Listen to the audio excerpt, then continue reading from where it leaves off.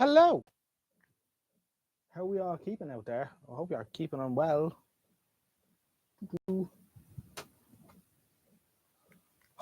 Am I getting out? I am not sure. Here we are. Yeah, we are getting out. How are we all doing, everyone? Hope you're keeping well out there. So, we had a bit of trouble there.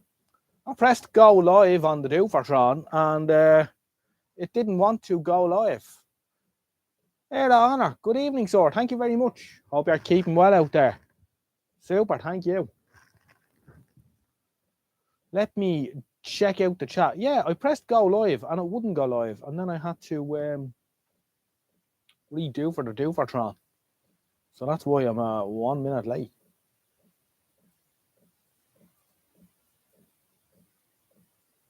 I see there's lots of stuff going on in the chat. So we have White Sapphire. We have let's have a look here and see what's going on. Who have we got here so far? We have Dennis, Error52, Michael Dranfield, Norman Donny, Radio Restorations by Colin, Rob, Roundy Mooney. We have Erda Honor is there too. Noel Conway, White Sapphire, Roundy Mooney, of course, is there as well.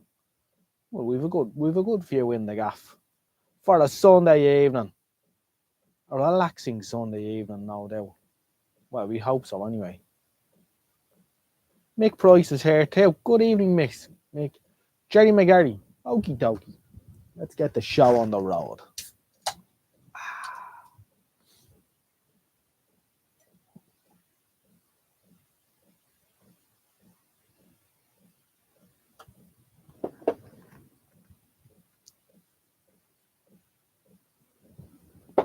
Quite nice. Audio Al is here too. Good evening, Audio Al. How are you? And speaking of audio, I do hope that I'm getting out. Am I? Look at the modulation right there on the receiver. Oh yes, we're flying. Good. I hope you can hear me a bit. Anyway, sounding good. We like the sound of it. I think my sound problems have not been nothing to do with my audio setup, but rather a bitrate problem with the internet. However, Roundy Mooney has got himself a new toy. I think the batteries are on the way out in my. Oh, I forgot to turn off the heart thing. Yes, no, not to worry. We'll pin that for Roundy. I don't know what that is. Drivegoogle.com, something or other, new toy. Looks good. Right, I pinned the wrong comment. Move too quick. Sorry, White Sapphire. I'm not going to pin your comment because we were trying to pin Roundy Mooney's link doofer. Okie dokie. Underscore is here. Does he want to know, do we want any snow? The answer is no.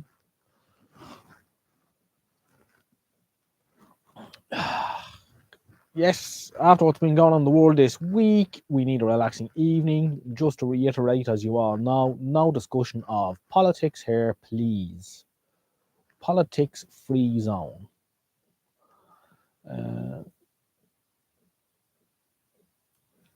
Michael Dranfield needs a night on the town. The only problem is Buxton's probably already closed at this time of night. We have Tommy Hanlon here as well.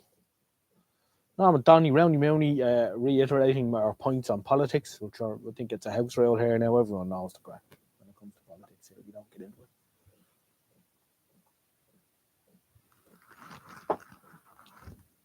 Michael Dranfield is concerned that has it started yet? It has started. Whatever it is, but yes, we are on.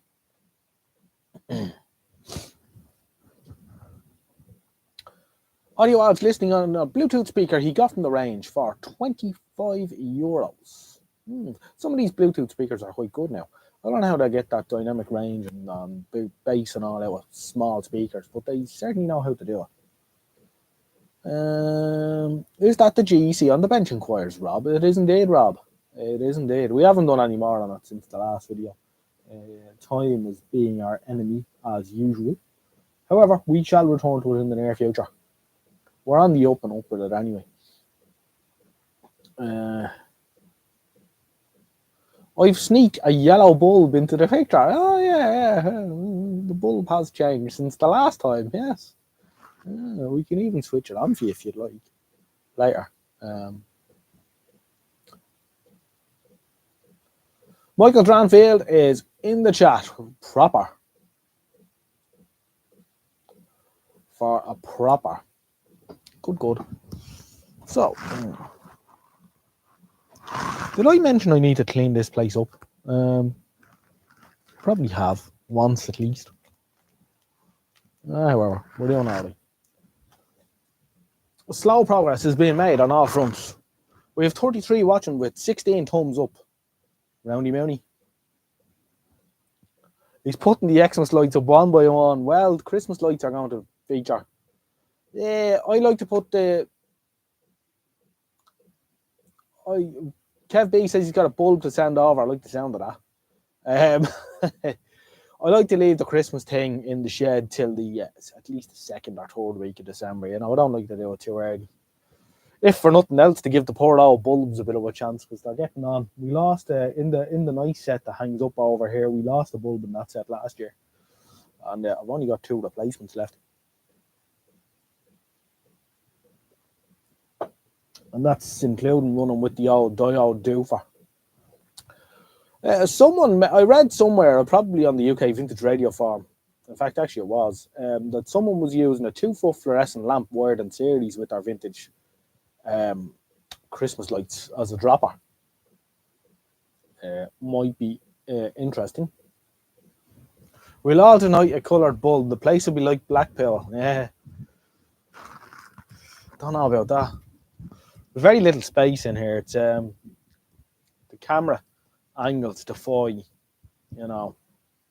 make the place look a lot bigger than it is, but it's not as hard as I can tell you. There we are. Everyone can relax now. Anthony Mulligan is here as well. Good evening, Anto. Nice to have you on. Tommy Hanna's just realised he can't get the BBC and he's free to air because they've gone HD. I'm going to have to upgrade your old box there, Tommy.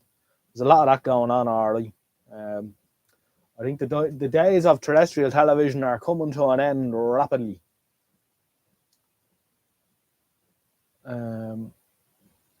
Yeah, it's all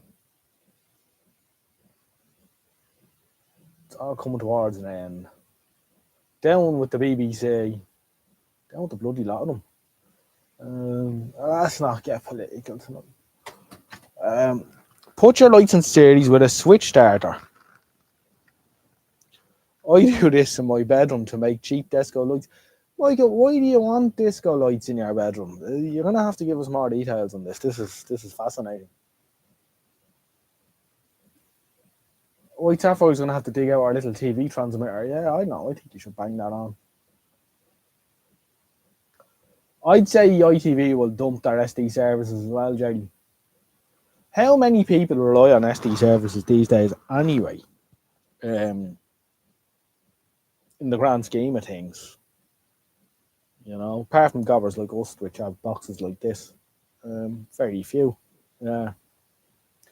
And then you get a newer box and it can down convert to 625 anyway, so it's not the end of the world.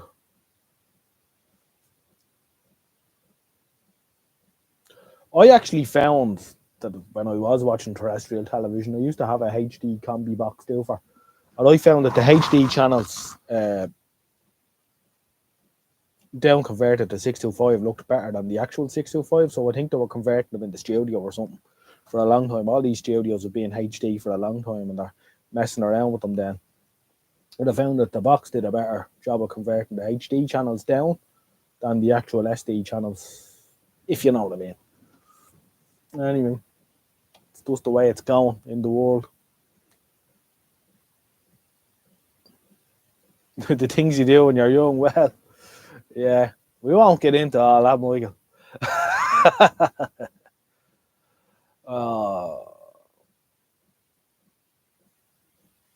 The neighbours will be calling the police to complain he is flashing in the bedroom window. It could be a bit ropey, alright.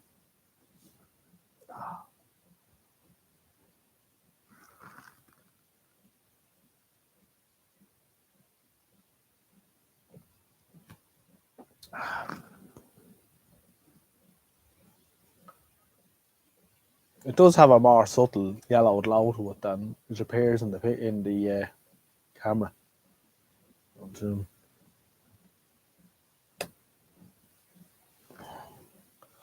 you up to anything besides the magical GEC, JJ? Not really, no. Just work and stuff. So time's tight at the minute. I have loads of stuff I want to do out here, but I get the GEC out of the way first anyway. It's a good suspect. And I think we're making fair progress with it so far. So we'll party on with it. It's going to be a nice set when it's done. The cabinet's not the May West though. This is hardboard the front. Anyway, there's a reason why we're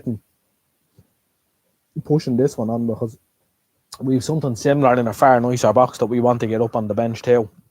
And we need to get it up on the bench soon.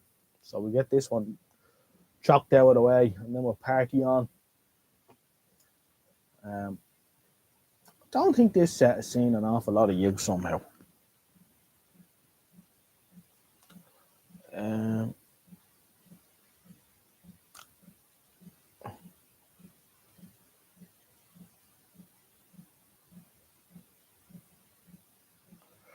Have I heard of the Quangshang handheld out there that can be hacked to work between 18 and 1300? Good receive PortX. Not bad for 26 quid. That sounds interesting, alright. I wonder what the story is with the low pass filtering them when you mess about with it. But could make an interesting little handheld, alright. Yeah, no, that does sound interesting, Dennis. I haven't been doing much with the amateur radio in the last couple of years, to be quite honest. But on my way to work every day, I drive past this fella's house. There's a fella living a few miles from here in a council estate, and he's in this one of these little small bungalows, but he has an aerial farm. He's Yagi babes for the 10 and 20 on extendable poles. He's 3 or 4 days and all sorts of other areas. Gives me the ick sometimes when I drive past to get back at it. So it's something I will, when time allows. I've other stuff getting in the way, but I would like to get back on the air.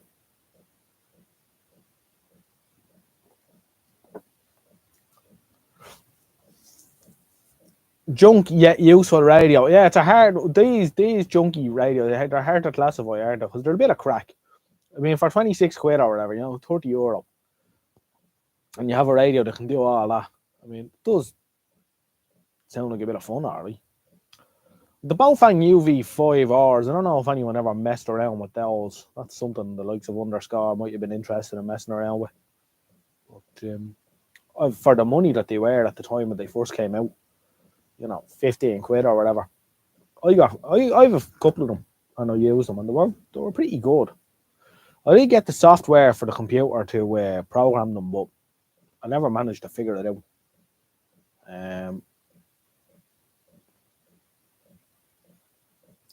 Let me just see who we've got here. Just trying to keep up with the chat tonight. Loads of people around, which is great news.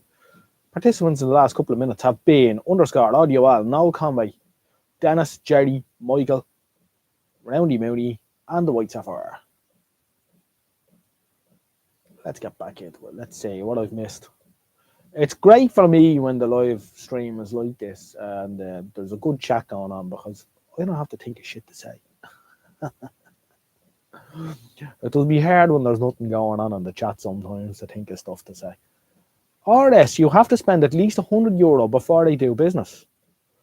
I haven't done anything with RS in a while, although I have. It's a couple of years since I ordered anything off them. I ordered 2 rolls of solder and I don't know, 5 or 6 cans of Super 10.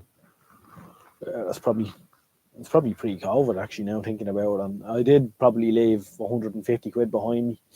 And to be fair, they were posted out the next day at all, so they're pricey, but if you need something when you're doing business, the likes of this, there's no hurry. If I get stuck for something, I can wait for a few weeks. But if in the unlikely event I am repairing something for someone, you need the thing the next day, so you just go to your RS and you pass on the bill. But yeah, same stuff at CPC, half the price of Farnell.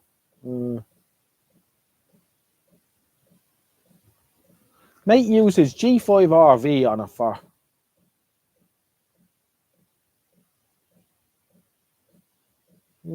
Sorry, I'm missing stuff by. Missing stuff here by underscore, because this sounds interesting. He has one. No wonder was that in reference to this Quangshang radio or the UV5R, because he says, I think he has one. Suedo SSB. Oh, it's so shit.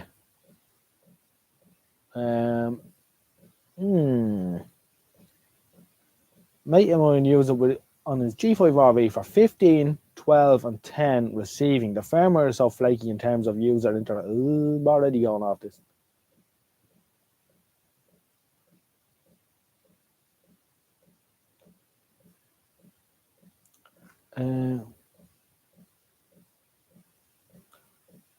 Chipmunk is not around. Well, we wish him well and hope he's enjoying his evening. Rob's radio channel is here. Good evening, Rob. The Quangshang thing. Yeah, so it's not super duper great. Anyone tried silver coloured solder wick? Silver coloured solder wick. CPC have stopped doing this our usual stuff, and the boss returned with this silver stuff. Feels different than copper, but haven't tried it yet. Tell you what I use, Kev. Now, obviously, in a professional environment, you might feel differently about it, but I get this crap off AliExpress, right? And it costs nothing, relatively speaking. Right, it's got some Chinese characters on it there, and life is good. 1.5 mil. You can get in various thicknesses. I find it, or the 3.5 mil width. It comes in 1.5 meter length. I know you get 10 of them at a time for 6 or 7 quid. And what I do is, now they're not fluxed, but when I use them, I get the flux pen, soak it into them a bit at a time when I'm using it, and they're really good. Way better than some of the professional ones I've gotten.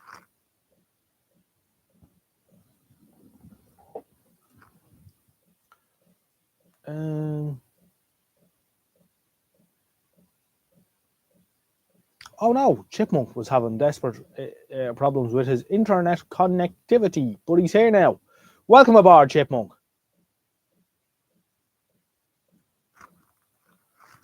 I wonder when the AA batteries are for this bloody thing.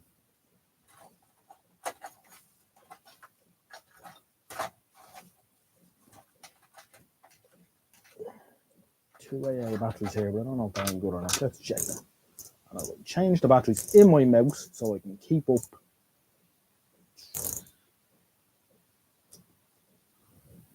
I'm checking them whilst using Michael Dranfield's Mortal Enemy Avometer.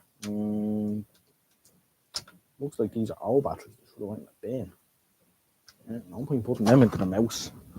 Anyway, we'll struggle on for now.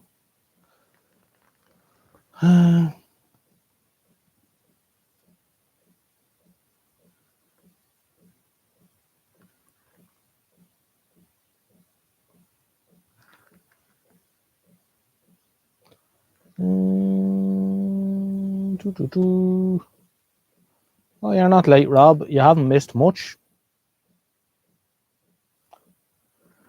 Tried a few Chinese ones at the variable results. Well, I've found those ones excellent. And as I say, just give them now a blast of the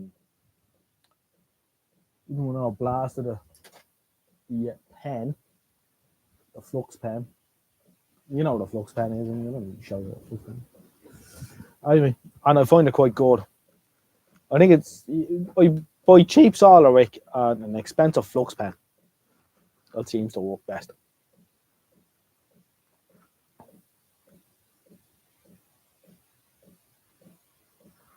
Use the copper core from some copper coax and add flux. Yeah, we've done that in the past too.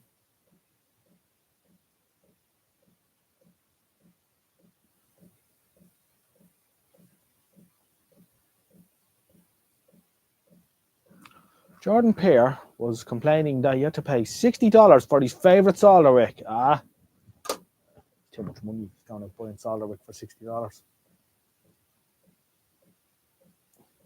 I wouldn't be doing that.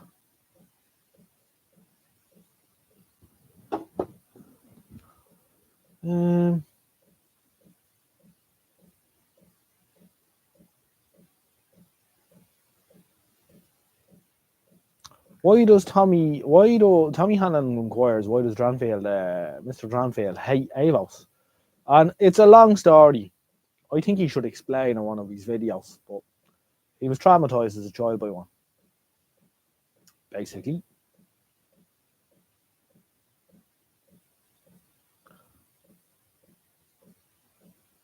All the coax I've seen lately is hardly any shit. Yeah, they don't make coax like they used to either.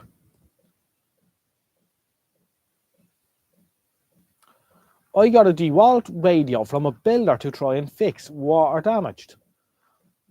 I've seen a couple of them, Rob, and one weak point on those DeWalt radios. And for anyone who doesn't know, these are like heavy duty building site radios. The output chips go on them. They're poorly heat sinked, and then being on a building site, they tend to turn the wick up, and the chip dies. So just something to be aware of.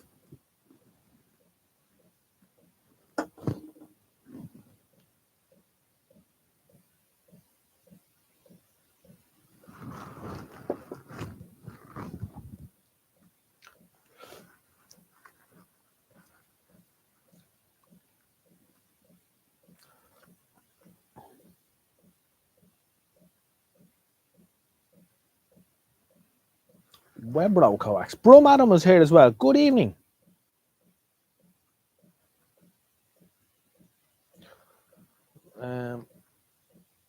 Yeah, Rob's going to take it apart and check the voltage. Yeah. I can't remember what the output chip is, but if you look up the data sheet, it'll tell you what you should be expecting in and out of the spout.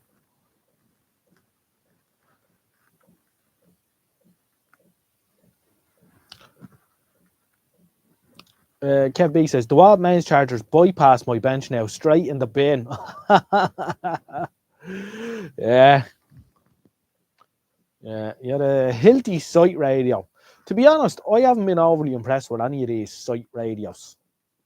Don't think they're great. I think they're a bit of hype about nothing. It's just a normal radio in a big stupid plastic box. And they generally don't sound that great or what have you. Bretsky is here. Good evening, sir. Hope you're keeping well out there. Welcome to the chat. They're over €200 to buy new. Yeah, you'd be better off going to a market and buying some second-hand radio. And using that on the site till it falls and smashes, throw it in the bin and get another cheap one. Yeah, I thought they were overpriced crap. I wasn't impressed with them at all. I remember a friend of mine went out and bought one. Oh, this is great. Oh, look at this. Oh, radio. And then it died. So now it's dead.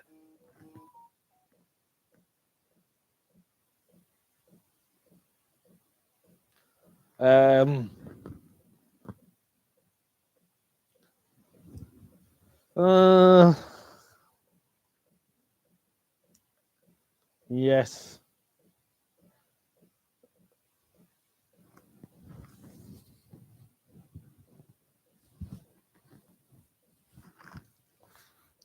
Where was I? Radio Restorations by Colin. Good evening, Bretty. Ray Bourne says, DeWalt is owned by Stanley, or should I call the proper name Default? I don't know how good or bad DeWalt is. I know the father-in-law has some small DeWalt stuff. He's a drill and a few bits and pieces, which he finds okay. They're probably all right to a point.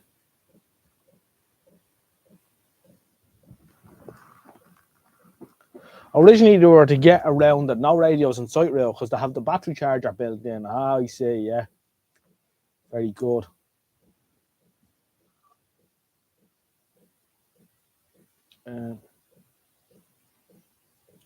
Agreed. Buy a cheapo on the understanding it will get smashed in no time. Exactly, Jerry, yeah.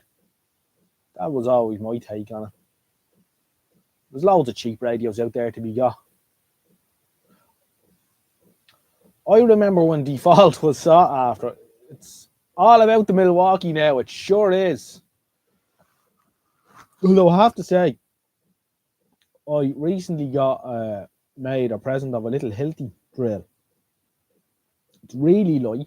I got two batteries with it and the charger, and it's a current model, and they retail for around 200 and splash quid, and it is just super duper.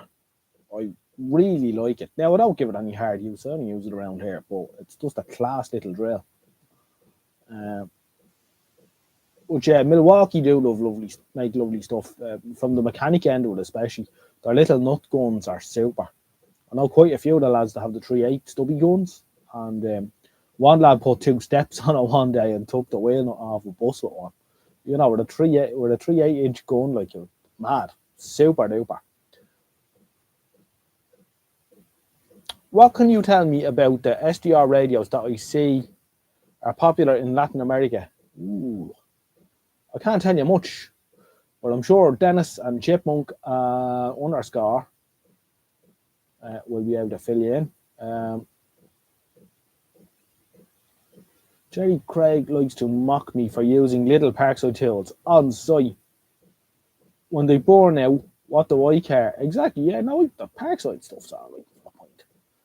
You know, it's all fine and well going on site with a you know, a 600 quid Milwaukee gun, and then, you know, someone walks off with it.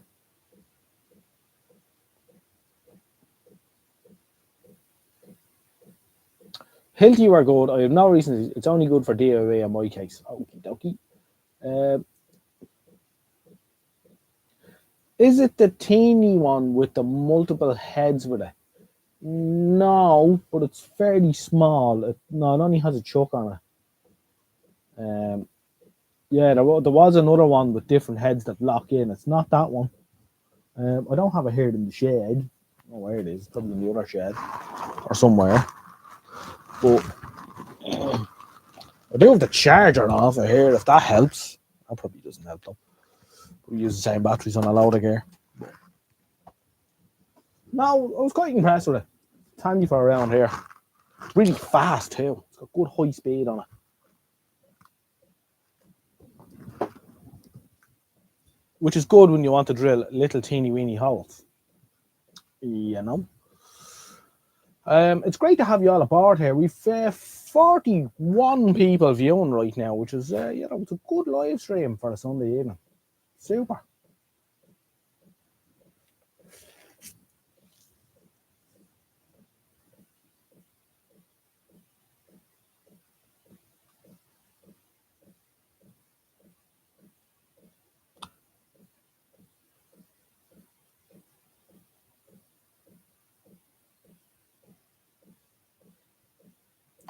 Fixed a pass load a while back. That's the nail gun, isn't it? Yeah.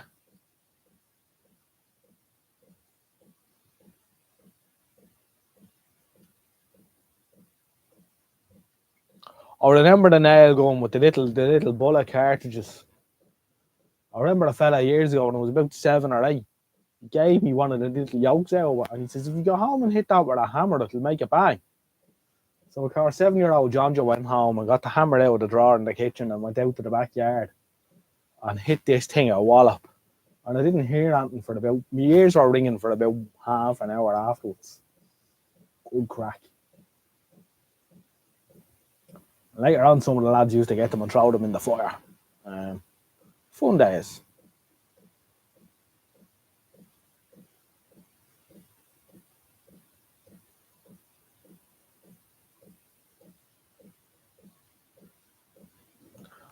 Oh no.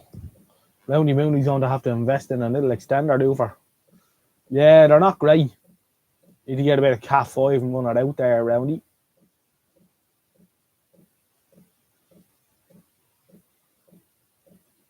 Yeah, the cartridges in the fire are real fun, yeah. As Tommy Hannon says, hit the lights. Do indeed hit the lights. If you can.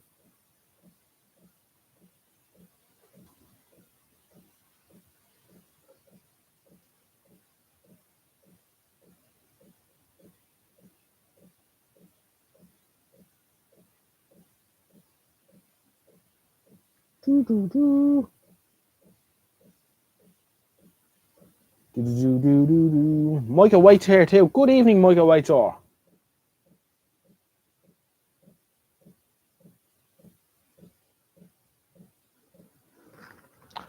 I was thinking that too, but I'd have to dig up from the wall to the shed. Can you not run it overhead, Roundy?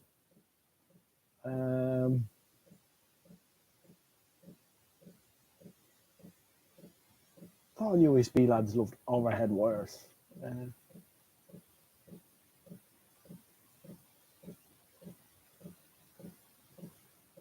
That sounds like fun, Jay. Oh, there.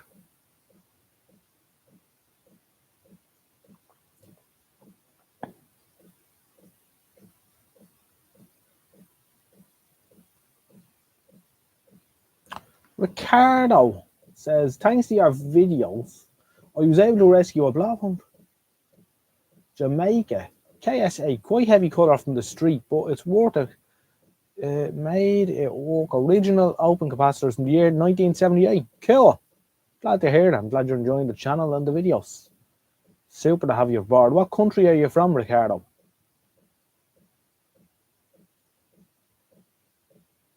No, Roundy doesn't want overhead wires.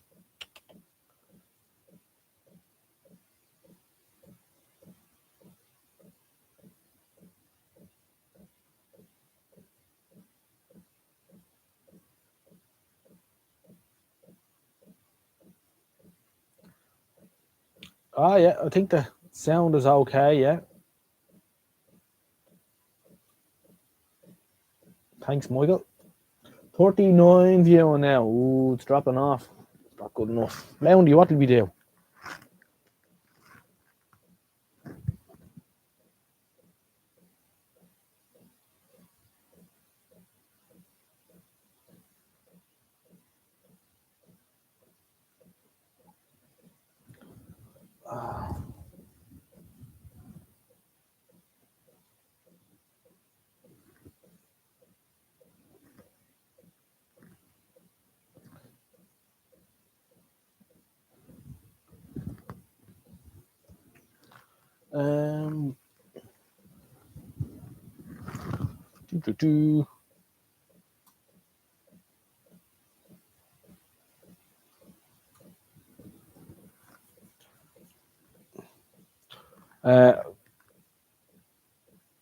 We need more coloured bulbs. You think that'll drag them in, White Sapphire? Roundy Mooney says he recommends a burst of the Radio China International.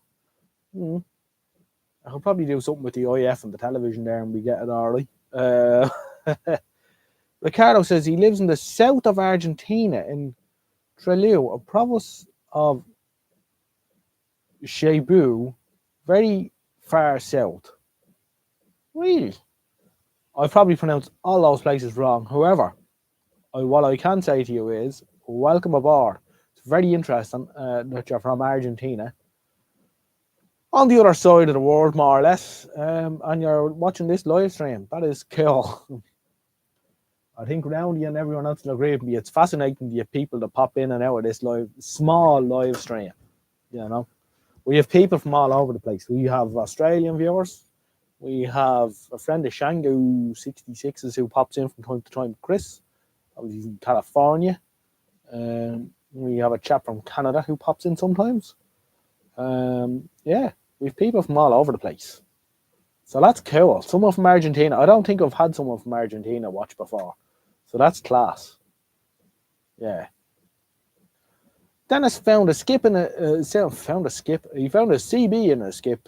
A Cybernet Beta 3000. It's being mounted. I need to give it a good once over, but the power's on okay. I'm clean inside. The outside looks like a bomb here. Oh, they're always the best ones. It's always nice to get something for free, isn't it?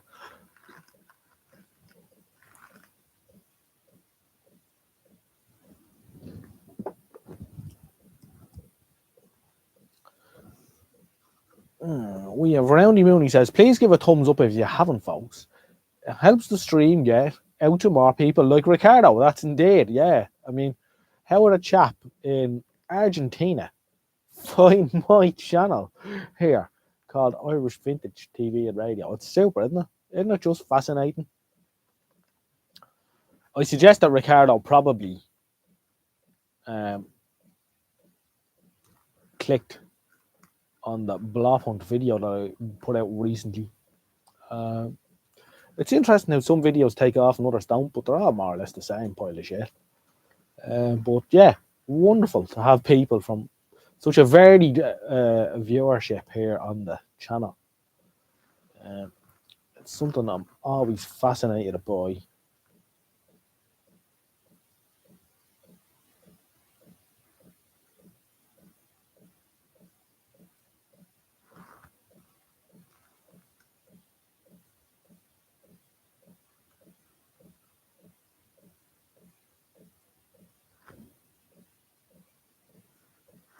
And we're back.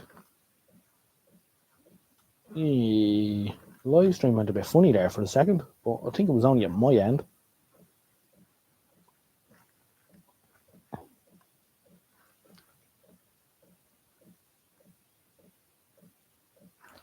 It certainly does. YouTube sometimes randomly chooses to promote one video over another. Others, yeah, a lot of people have jacked in YouTube because it's crap too. The best channel on YouTube. All good here. You're 5 and 9. Thanks for the QSO, old man. Very good. Roundy, you're gonna have to get your amateur radio license. We could have an interesting live stream now and again then, like your man Callum does in the UK, or the live streams. What do you call it?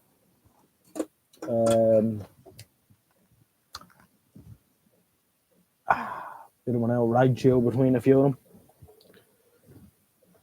What's this? Oh, PFL 200. Cool.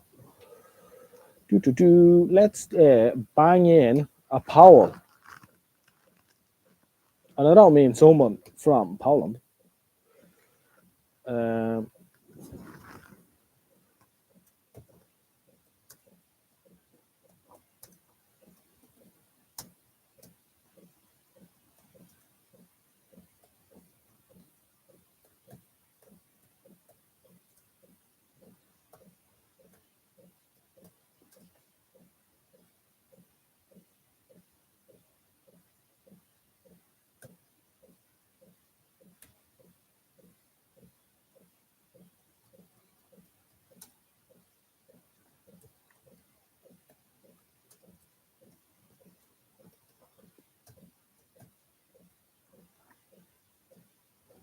There's a poll for you.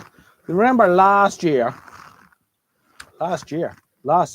better again, I was talking about YouTube and how disgruntlement on YouTube and whatever, and I told you that I would share the video with you. And I made a community post the following day, last Monday, sharing that video. And nobody, well, it got no thumbs up or thumbs down or anything else. So it seems that YouTube more or less blocked the community post, which is interesting. Because I think what Dennis doesn't watch him. Yeah, I just thought he made some interesting comments about where YouTube is going and what have you. But he, anyway, it does seem to get very little traction at all.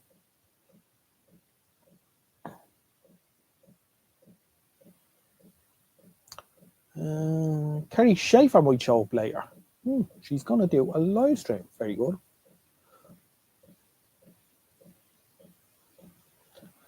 Michael Dranfield says he can't turn off monetization on his channel.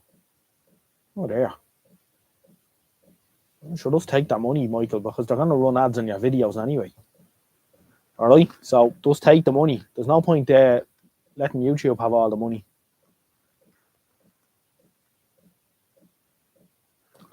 JD inquires about my lights. I shall be putting my lights on.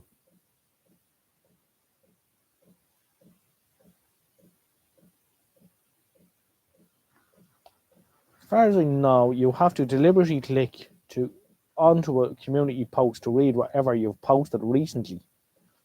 Yeah, but they should come up. I mean, when I watch other channels and stuff, and the likes of Mark Felton or whatever, I see all his community posts that he puts up. Whether I click into them or not is another thing, but I do see the posts.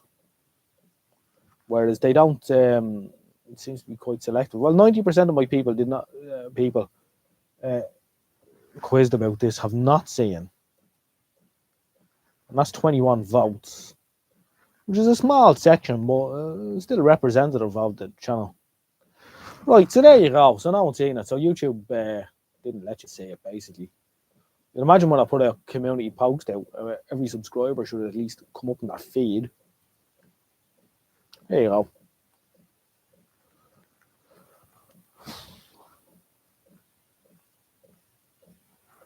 So you reckon the game is rigged, JJ? Well, I don't reckon it's rigged. I mean, everyone knows it's rigged.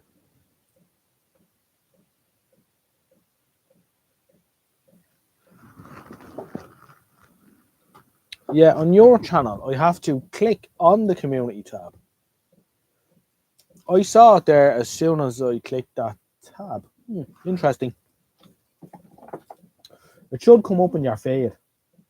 You know, from other channels that I watch, the community posts up, they come up in the feed. Anyway, whatever, doesn't matter. Just interesting. Interesting. But is the game rigged? Is it what? I wouldn't be surprised if we get up some morning and we push our YouTube thing and nothing happens.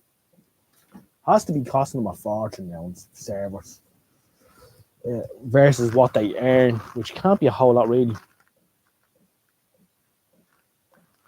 I'd say it's got a lot to do with the phase of the moon in California more so than the size of the channel.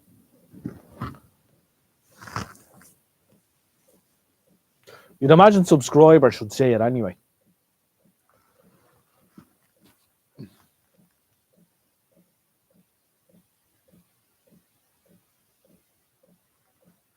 I won't be repairing nothing today, Ricardo. It's night time here and we'll be on. What are you drinking? Root beer or beer? I am drinking lager beer from Scotland. Tennent's, Scotland's favourite. Scotland's super duper favourite. It's not my heartbeat it's picking up now, it's the diesel heater in the background. Unfortunately, without that, I would be very cold. I would go into the house instead of live streaming. Whoomp, whoomp, whoomp. That's as slow as it goes. You can't turn it down any more than that. When I turn it up all the way now, it makes a right noise. But it tilts away there.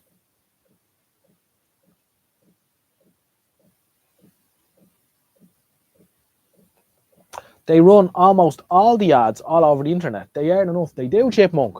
But do they earn enough out of YouTube? Because if one section of their business isn't performing, they're not going to subsidise it with the rest of their business. They're going to sink it.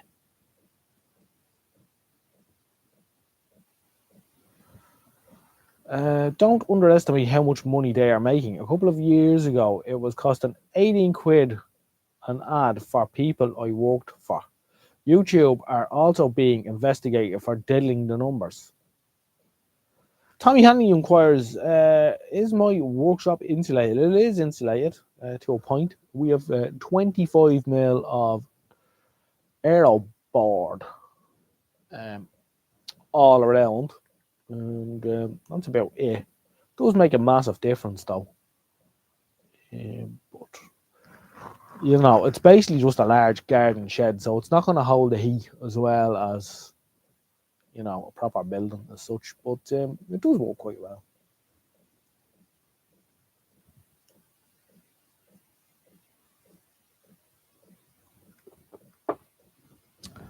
Kev B says he's glad he didn't do the handbrake on Jane's car. The cable snapped and the mechanic had fun with it. Oh, yes. An impulse pump then, maybe? Oh, I don't know what sort of a pump it has. I didn't open it up. I will have to open it up at some stage to decoke it, I'm sure.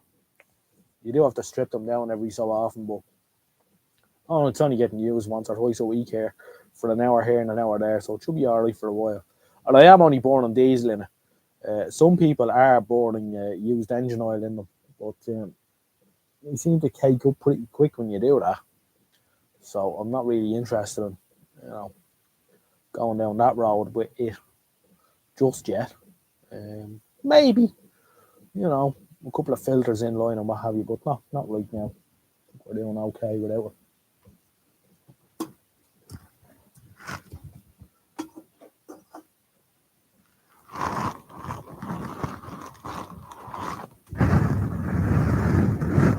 Red diesel. Well, it's green over here, but the same idea, Michael. Yes. Here's for more diesel, says Chipmunk. Thank you very much, sir. You have heated an Nodge in Ireland for 1 hour. Or a bit more. I haven't actually worked out what it's using. I need to do some tests on it just to say, but I'm pretty sure it's a lot cheaper than electricity anyway. I must do a flowery test on it. Another gallon of dino juice, indeed. Thank you very much, sir. Is my air feed from the outside, inquires Tommy? Yes, it is. Yeah, and I do know we could make it a lot more efficient than it is, but it eats the shed okay, even on a slower setting there where was on, I put it on an hour before it came out, and it's sort of just sitting around 19, 20 degrees here now. So that's good enough. I know I could do all sorts of things with it to make it far more efficient, but it's grand. It'll do. Is that cheaper than heating oil? Fresh air is good too. Yeah, and I kind of like that, Chipmunk, that the air is coming from outside. So it's changing the air because it's going to come in, it's going to push the old air out through the gaps. Put a bit of positive pressure in the shed. So keep it nice and fresh in here.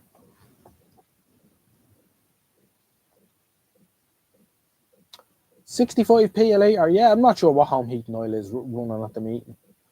At the minute. I'll have to inquire. They will run on that too. They'll run on all sorts of stuff. People run them on I've experimented. There's loads of videos on YouTube about them where they run them on. It's 109. I don't know what the green is at the minute. Probably around the same. Maybe 120.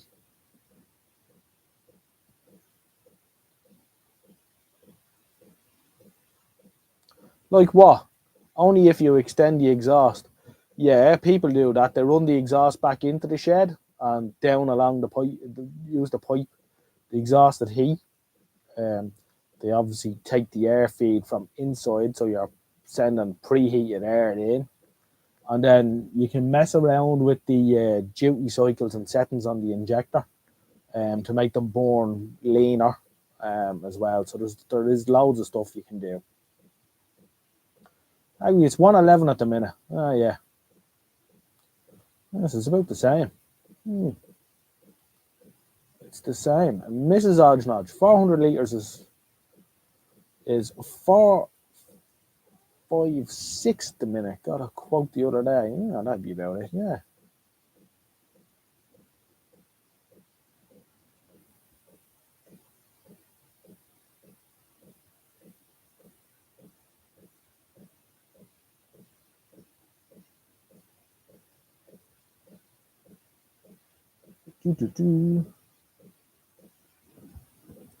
Hello, Mrs. Odgenodge. Welcome to the chat.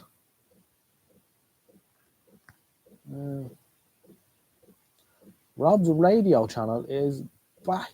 Good evening, sir.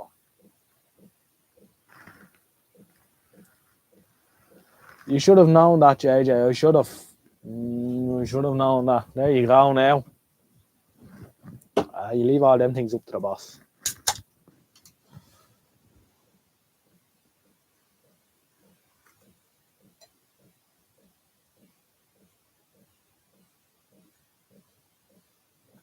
Kerosene is cleaner and has more energy. Yeah, I don't know how many British thermal units are in a pint of diesel compared to a pint of kerosene. There's something for Roundy Mooney to look up. Statistics. I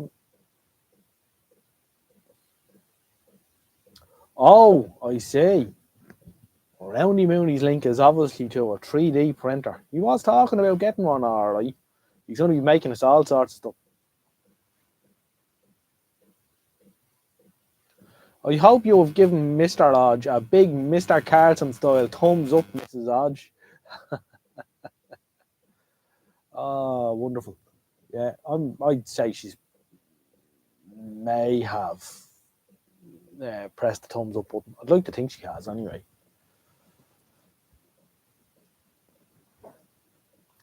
Um,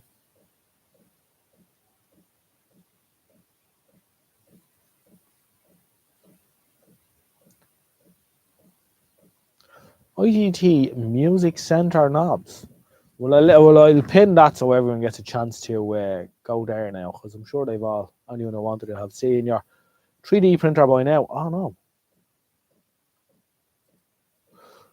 Doo-doo-doo.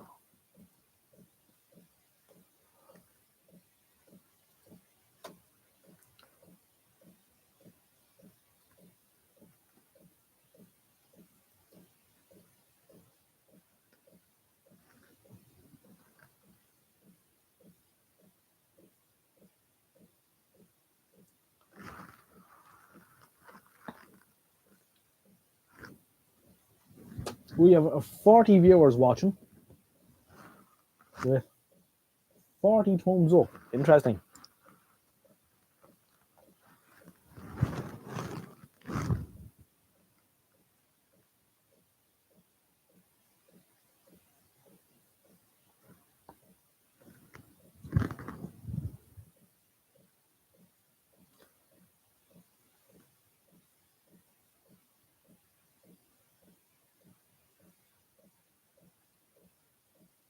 Dennis is having some food.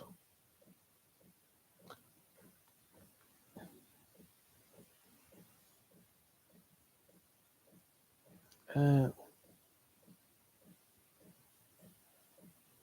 Too cold to run the 3D printer. I don't have a heated bed on mine. Oh yeah, I believe that's a thing. You have to have a heated bed or something.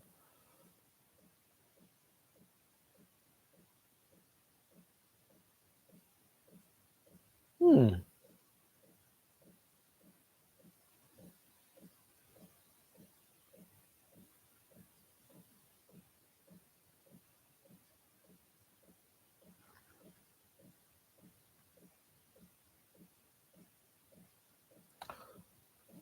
I expanded like a snake. It floated to the ceiling and left a black mark.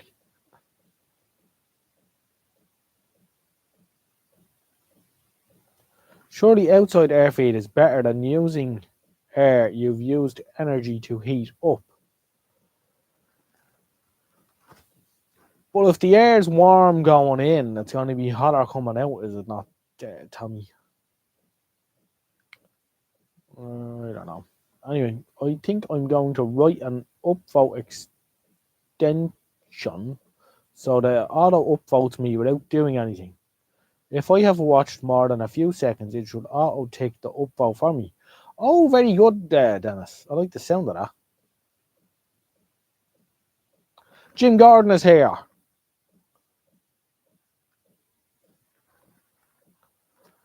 Hi, Jim. The television on the bench, which we made 2 videos on in the recent past, is a GEC dual standard from possibly I think it might be a fairly late one, so maybe heading towards the mid 70s. I could be wrong. And yes, it is geo standard. Any firework is an indoor firework if you're drunk fair enough. We have Far 64 here. Good evening, sir.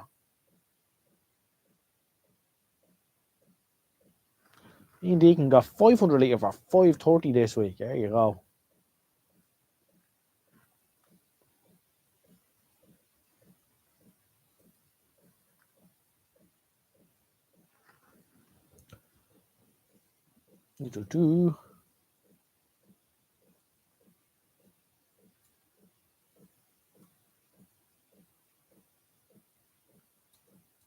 Is everyone enjoying the live stream tonight?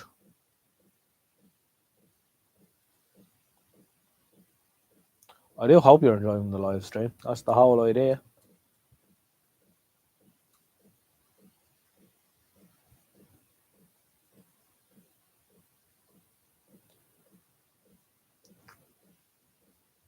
We have 41 watching now. 41 look. Good stuff. We've David Alt here as well. Good evening, sir. How are you? Evening, George. From Dublin this time, Colorist is in Ireland. Watch out, everyone. Haven't turned the heating on yet this year. Either the control board or the fan control board usually explodes. Yeah, we're doing well here. I would call this a successful live stream so far.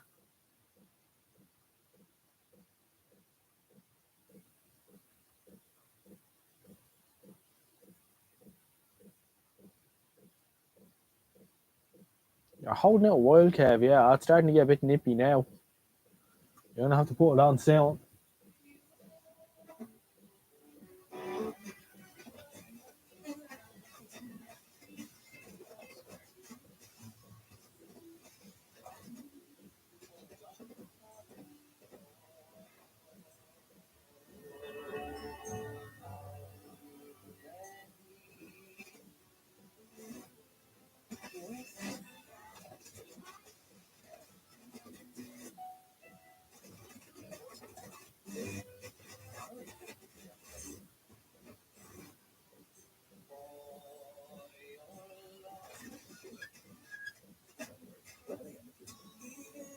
You know, for all the stations, there's nothing on. This is roundy until I need 3 layers, it stays off. That's almost as bad as Big Clive last night. You could see his breath. No jokes about tight Scotsman.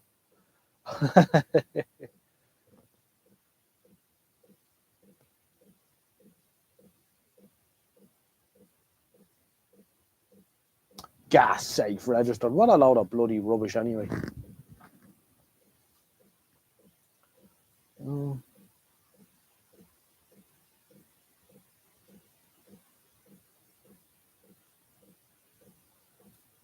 around the house and somewhere and then crib because I'm not blasting the heat constantly yet. What's wrong with wearing a jumper in the house anyway? Like,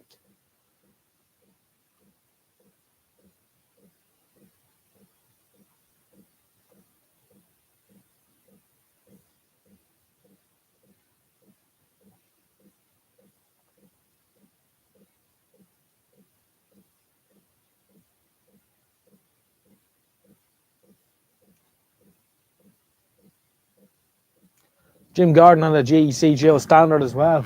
Probably the same chassis if a different model. You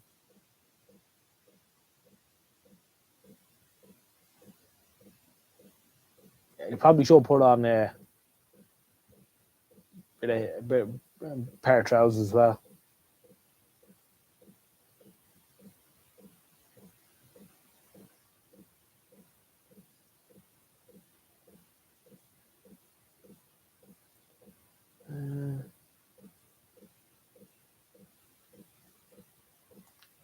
I think you'll have to put Jerry off his dinner, alright.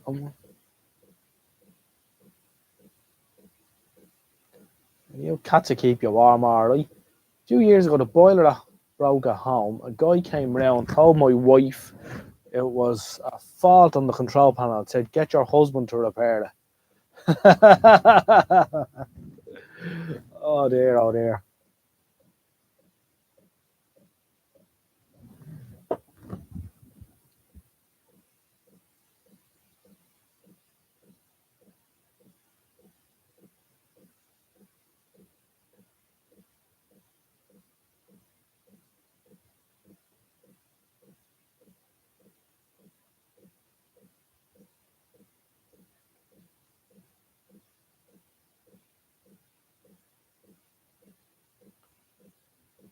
Oh, cats are warm creatures. How does the cat and the dog get on, Roundy?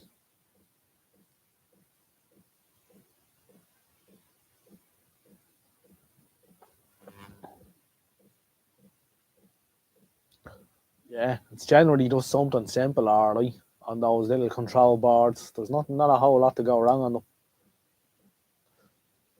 The cat is 6 months old, so the dog probably looks after the cat like it's a little pup. Wonderful.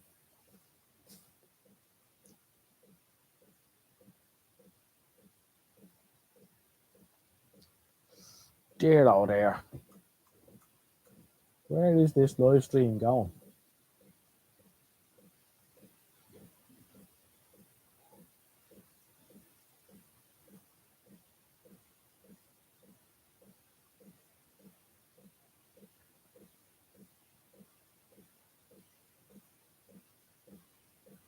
Yeah, you see, Michael, it's always something simple, alright.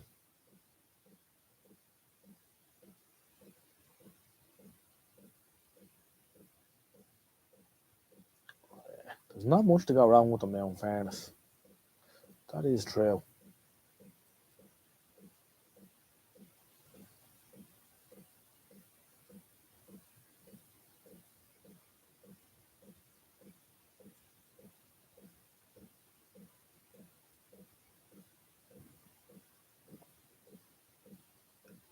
The only electrolytes in ours are the high voltage igniters there.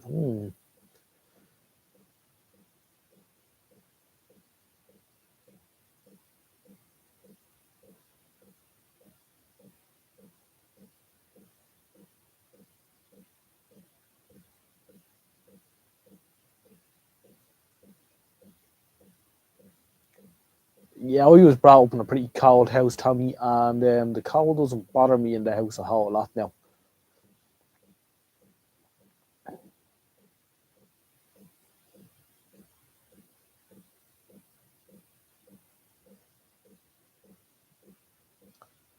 It's amazing the state of some of the electrolytics you see in those boxes, and they still go alright.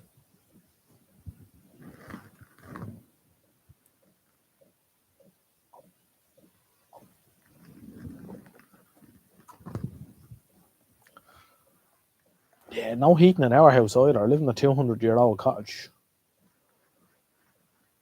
Damp walls and no insulation. It was cold and bleak.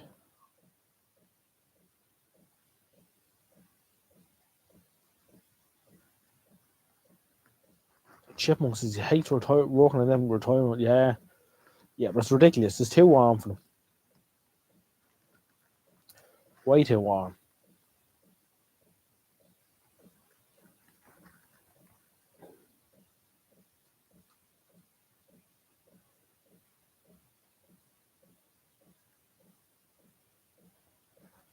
I used to do that, Jerry. I used to pull the coats off my bedroom door and put them on the bed at night.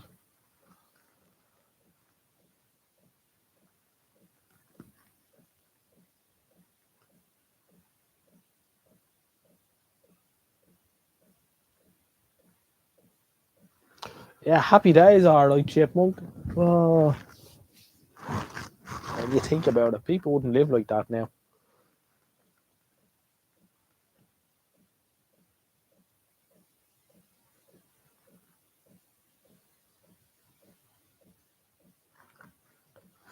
Indeed, people wouldn't live like that now at all. Noel Conway says, I have never sat recorder around. He worked for years, never had to go near a great bit of kit.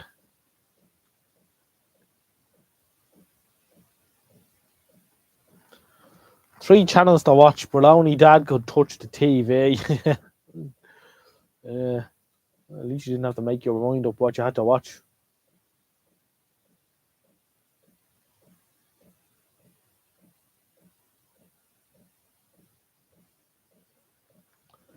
Gas fires, yeah.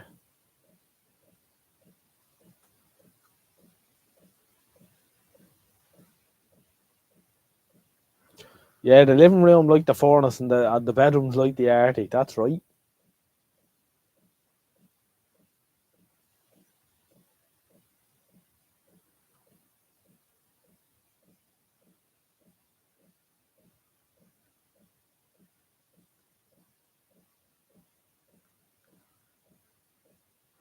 Far better stuff on TV when we had only three channels. I'd agree with that.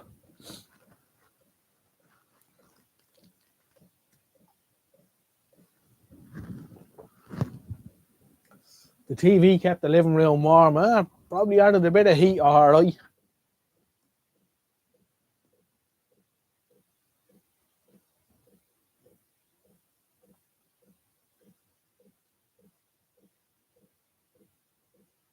Oh, that bloody glue, Kev. Why did I put that stuff in there?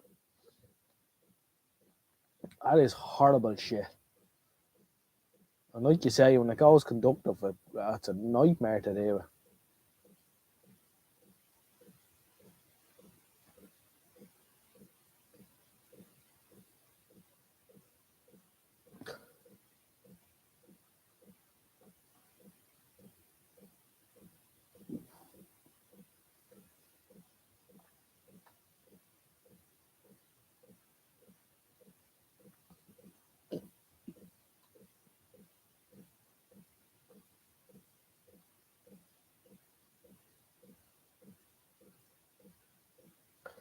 They do if are planned out. They know full well it goes conductive. Yeah, I mean this was a problem back in the 70s with Icom amateur radio gear, wasn't it? So it's not a shock to these heads that it gives trouble.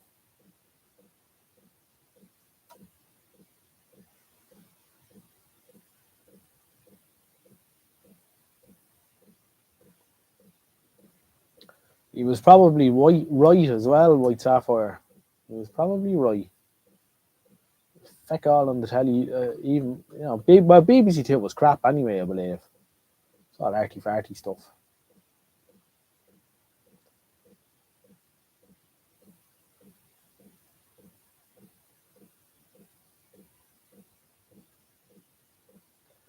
Yeah, unreal. BBC Two had the Open University, yeah. That is true, Ollie.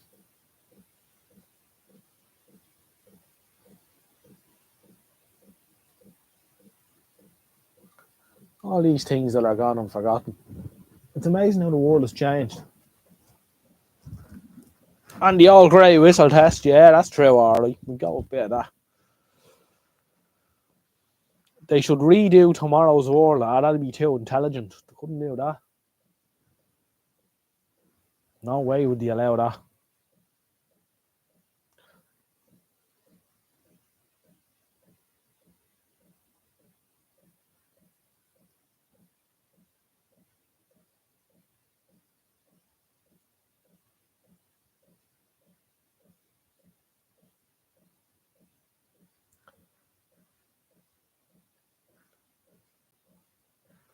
Yeah, when you think of the way things have changed in not a short space of time, really.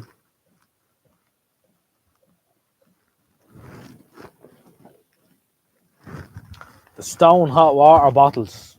Yeah, we didn't have one. We had rubber ones at home. Deadly. One tiny hot spot in the bed and the rest of it completely freezing. You pick which spot you want to be warm. God, they were crap, weren't they? You think about it. Get into the bed and you lied there for like half an hour till the bed warmed up a bit, and then you could think about going to sleep. It was so cold in my house, so we had a sheet, a blanket, a duvet, and then a top sheet, right? And it was so cold in the house in the depth of winter. You pull the top sheet over your head because your face would get numb with the cold, and then like you'd make a little tiny hole at your mouth so you could breathe. Yeah, that is mad when I stop and think about that now. How it was like crazy.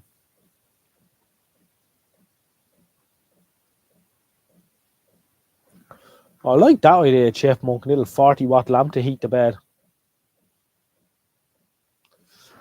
Yeah, I don't know about the idea of sleeping with a lithium-ion battery. That's not a great. Well, probably deal with a phone beside me anyway, but yeah, I don't like the sound of that roundy. At least the rubber hot water bottle won't burst into a unput-outable fire, unextinguishable fire at 3 o'clock in the morning when you're asleep at your feet.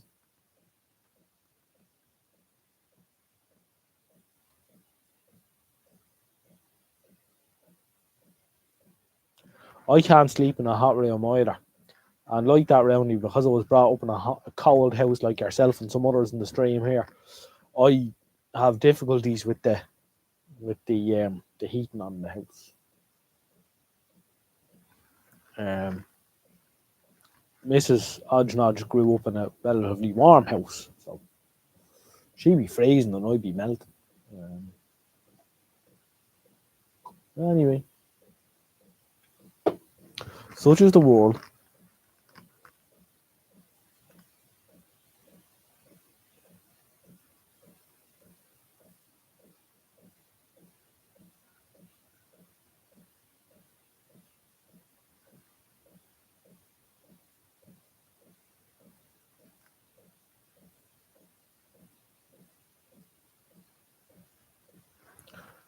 About 50 years ago, I had an old plough cross shaft that I used to lay across the front of the fire. At bedtime, I wrapped it up in a towel and stuffed it into the bed. That's a good idea. Big lump of steel, hold the heat for a few hours.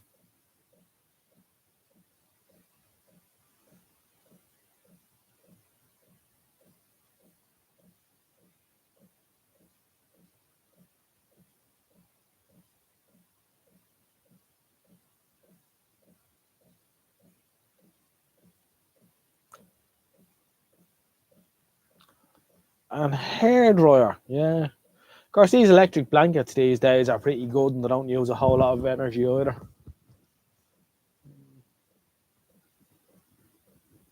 We later on, then moving on from the rubbery water bottles, we had electric blankets.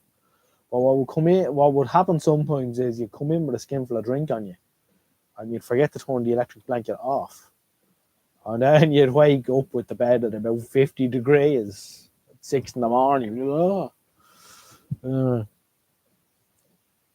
Just don't wet the beds as you, yeah.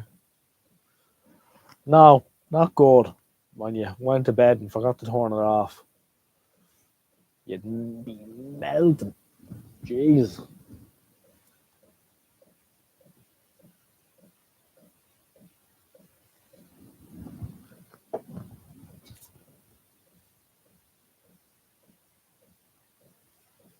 Wouldn't have tripped. No RCDs, no. I think they're insulated for that kind of thing anyway. But yeah, interesting times.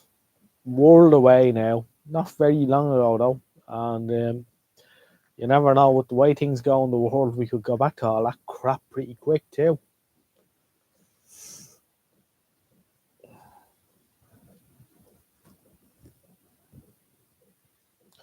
No, that is quite true, Ray. There wouldn't have been much use, and there's no electricity.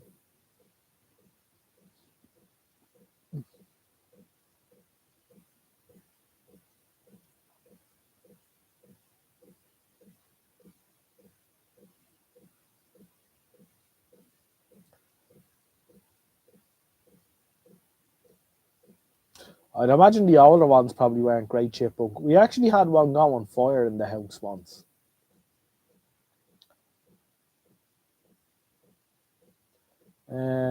It didn't go on fire, but it smoldered a big hole in the middle of the mattress about that wide, which is about 2 foot, which was interesting. So it was about to go on fire when it was discovered. But yeah,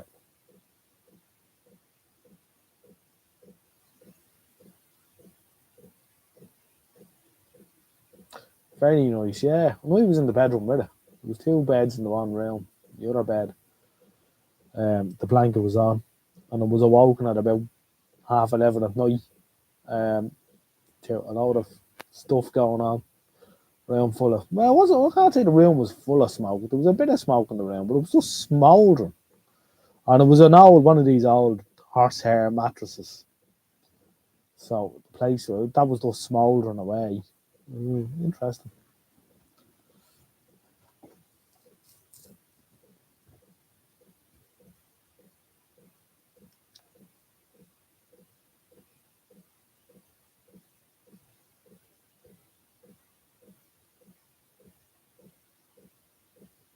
It was a bit smelly, alright. I think it was smelly in that room for quite a while, actually. Don't think you see horsehair mattresses anymore somehow. Mm. I'm a child of the 80s, but it was brought up as a Victorian chimney sweep.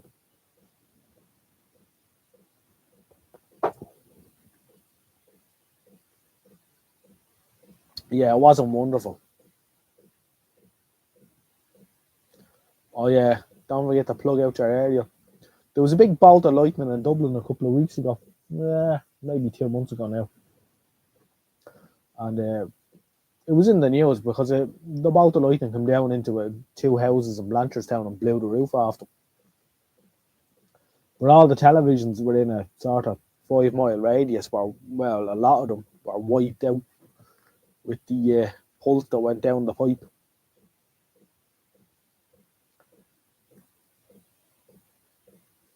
So it's still a thing. Lightning damage is still a thing. Amazing. Right, I'm gonna go away and come back in a minute.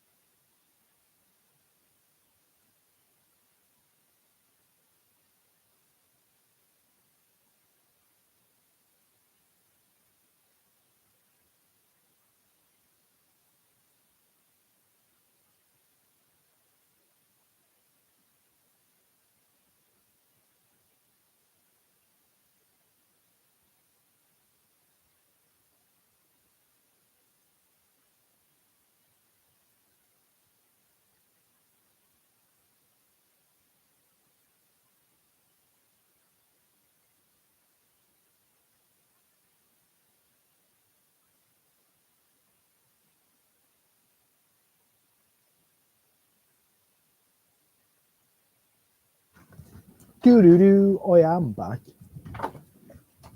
Well, and I also, on my travels, found the little healthy drill I was talking about.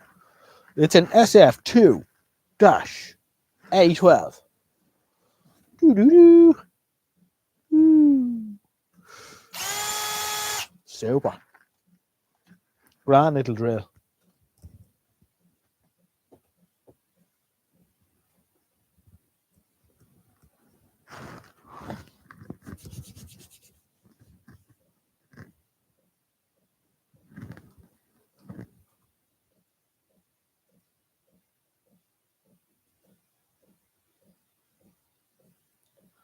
Do do do. I do.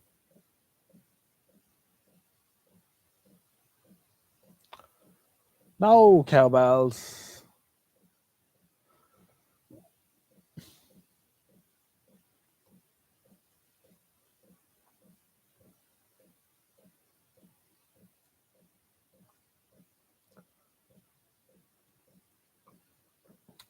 Rob's radio channel inquires, do I ever fix VCR players? And the answer is not really, no. I'm not really interested in VCR players, whilst I have a few around here, including one or two of vintagey type ones. They're not something that really floats me about, and I don't get involved with them as such.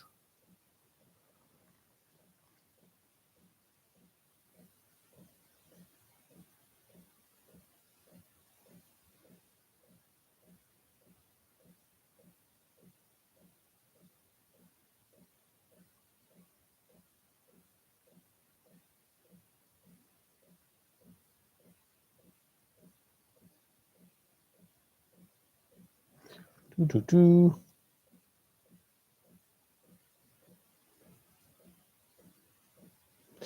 There was a place off Mead Street too. I think they boiled heads for glue.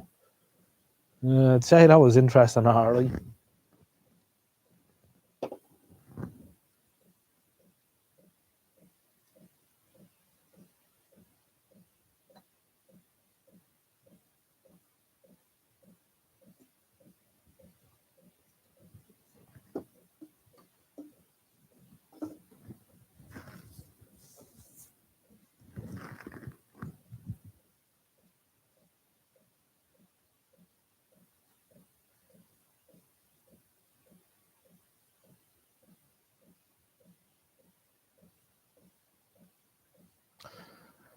Micah says he used to love Lightning when he sold new TVs. I'd say he did, Arlie.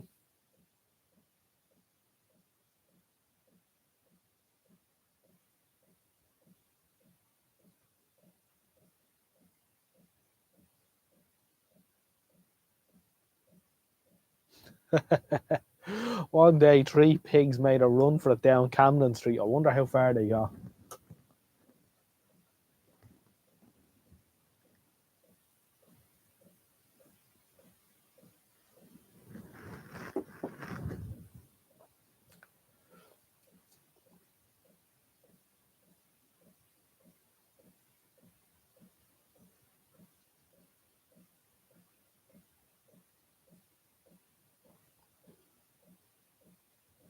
That sounds like some lightning strike, Arlie.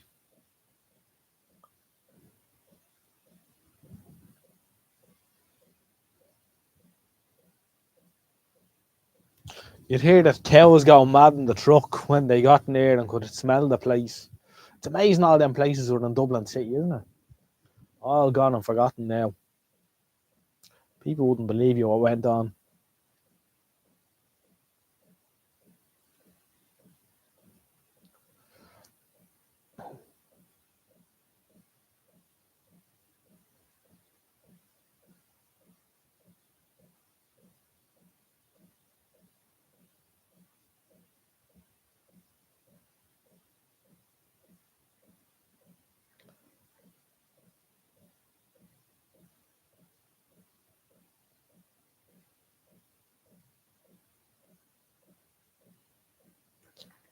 Yeah.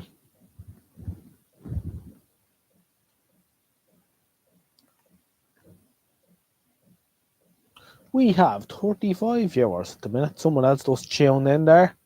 As I looked at that, welcome aboard, whoever you are. I'm going to sneeze. I think. Maybe I'm not. Oh, I hate when that happens. Participants in the live chat at the minute are Jerry BVR, Michael Dranfield, Rayborn, Rob's Radio Channel, Roundy Mooney, Tommy Hanna, White Sapphire.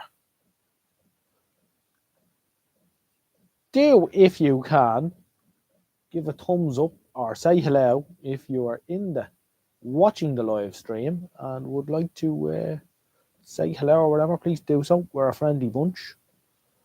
Everyone is welcome here.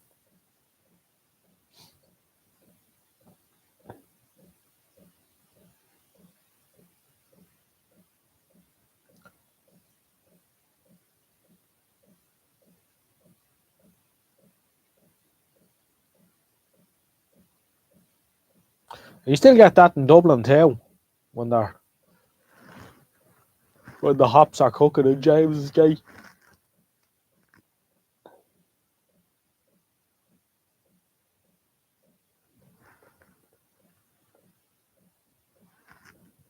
They turn the lights off at 2 a.m. now. Don't think they're doing that anywhere in Ireland yet, are they, Rowney? Although I think it was discussed there back a while ago. I think the lights are still staying on all night everywhere.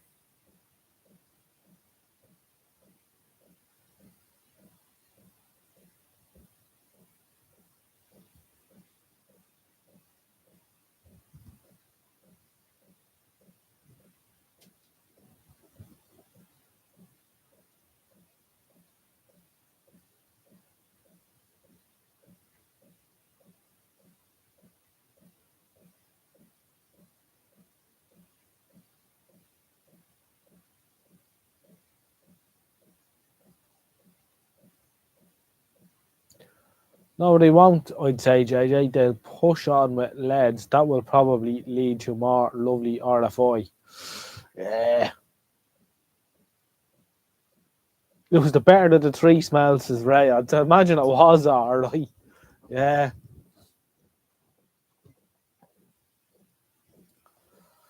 Yeah. No, there's still quite a few of the old sodium lamps around. I must say I quite like the glow off them.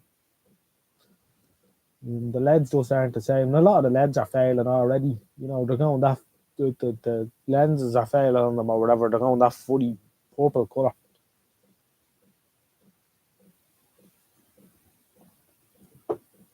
or they're flickering, or there's all sorts of them.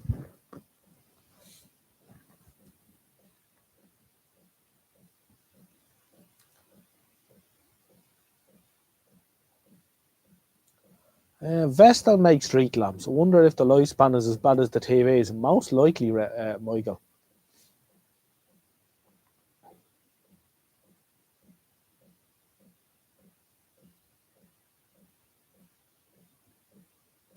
Crazy stuff, isn't it?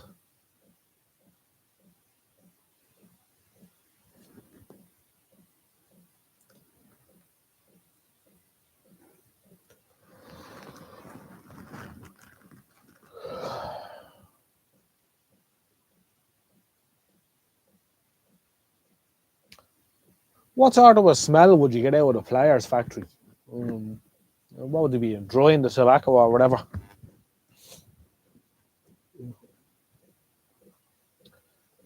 Rob's radio channel inquires, do I deserve to be timed out? I don't think so, Rob. Why do you say something like that? Um,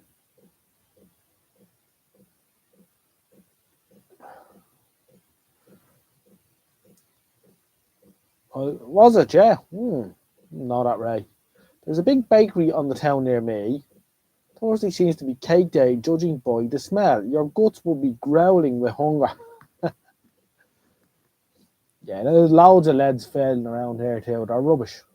The Mercury Vapor street lamps. Haven't seen any for years. Yeah, they're good, alright. Finlux. I fixed a Finlux TV and put it aside about 3 years ago. Went to install it on Saturday for use with a treadmill. Backlight gone. I just skipped it. Couldn't be bothered. That was a right move around.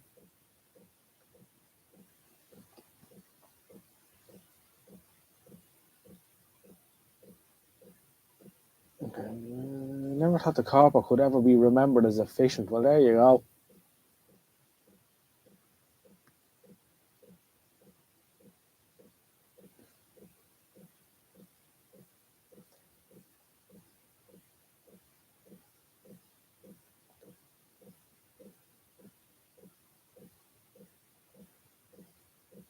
Mercury Vapor was lovely. They took them out of here a few years ago and replaced them with fluorescent.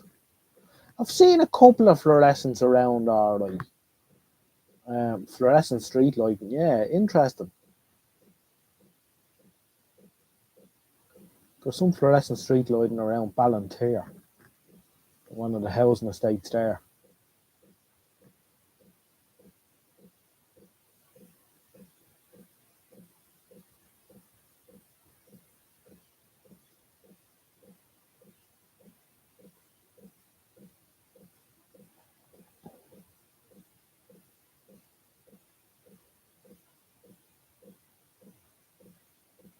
Grey light. There's an interesting one, alright.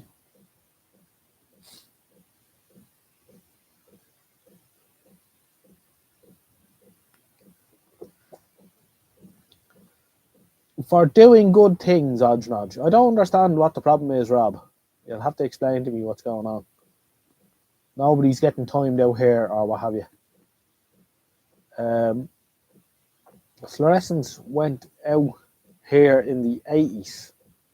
The main roads in Youghal were redone with fluorescent on aluminium columns in 74. 10 years later, they were all 125 watt socks. Sodium oxide.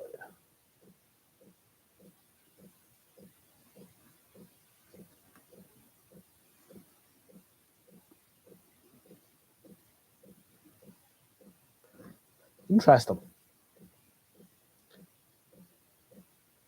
When you say fluorescents, were they just like a standard domestic fluorescent tube or were they a different setup?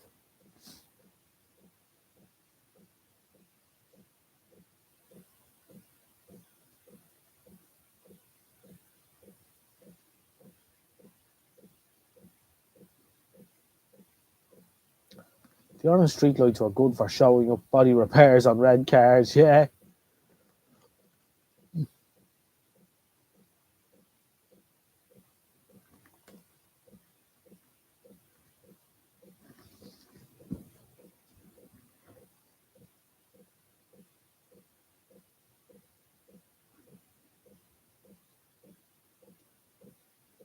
Um,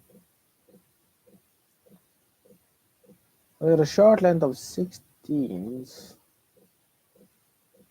The bucket of the house. If I wanted to test anything, I would just lash the switch wire. Splish splash.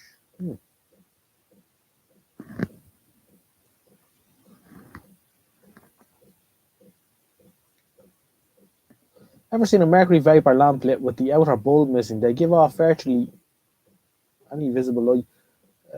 Um, yeah, dousing yourself a UV light though, wouldn't you?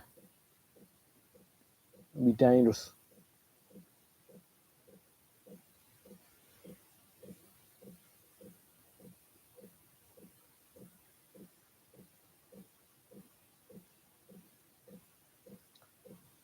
Um, Rob's radio channel was only joking. Good.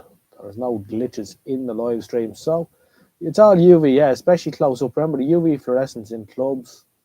Yeah, remember them, alright.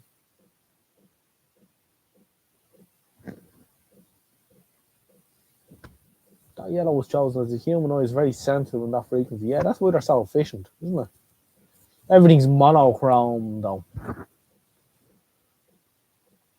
So a lot of cars, like a blue car and a red car, will look the same color under one of those at night. I think that's one of the reasons why the police and guards weren't so keen on them.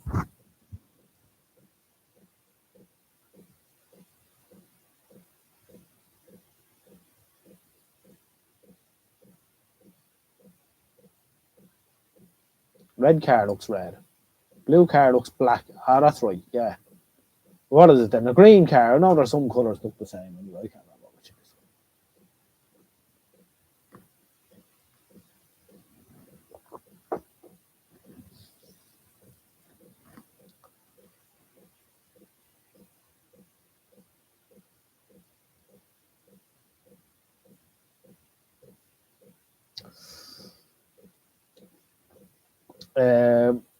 Yeah, interesting. I do wish they would pick one street somewhere and just keep the old lamps in it. As like a heritage thing. I'm sure they could if they were interested.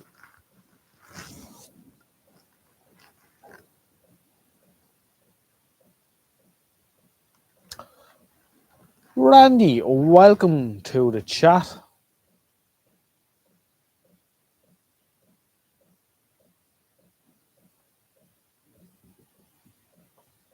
Welcome aboard. It's just gone 20 past 10 for anyone that's wondering.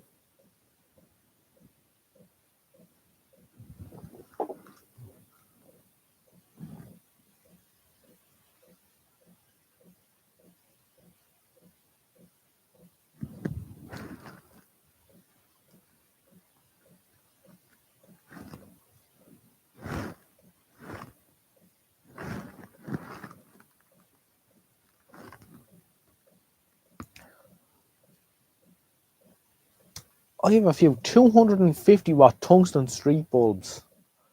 They sound interesting, alright.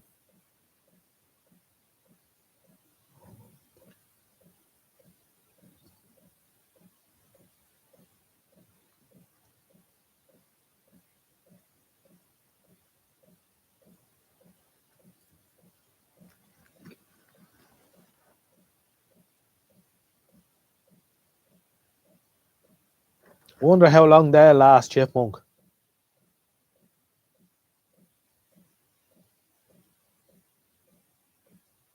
I can imagine there are very few collectors, and those that are there would probably be refused if they asked for them because of health and safety. Ugh.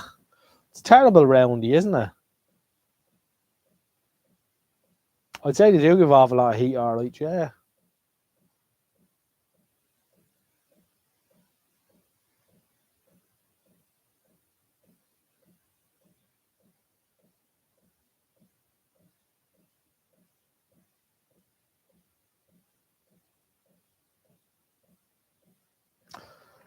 A 1,000-watt bulb with a gigantic Edison screw.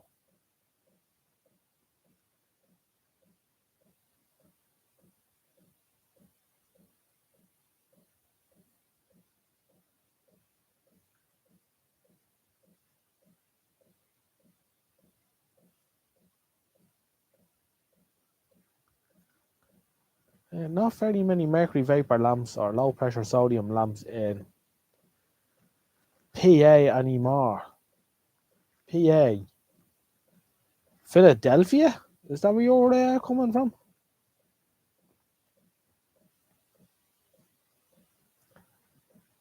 Did anyone ever paint a car yellow, Odge? I'm sure people painted cars all sorts of colours. Crazy young man. E40 base, yeah.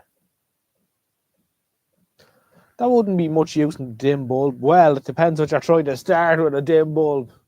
Maybe. If you're trying to start a 300 horsepower 3-phase motor or something and you want a soft start on it, I don't know. Pennsylvania, USA. Well, welcome aboard. That's interesting. We have from the north of USA to the bottom of South America. We're coming in from all sorts tonight, Roundy. Welcome aboard, sir. What's your particular interest? Vintage televisions, vintage radios, or other vintage electronics?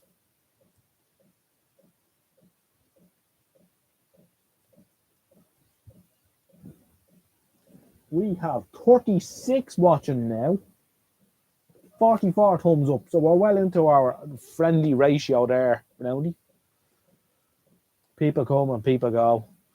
Notable people absent from tonight's live stream also include Andy Goswell. No sign of him tonight. We hope he's keeping well out there somewhere. Randy is into anything electronic. Very good. You're welcome aboard. Good to have a visitor from the land of NTSC. Never the same colour. I wish my car was yellow. I got the exact year, make, model I wanted. I just wish it had been in sunflower yellow.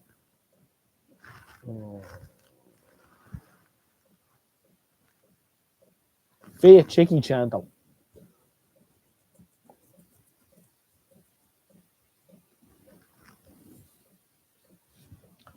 I'd love to get my hands on a couple of US Roundy Zeniths in particular. Yeah, if only Roundy, isn't it so interesting over there? I mean, those lads in the US are just spoiled, especially when it comes to televisions.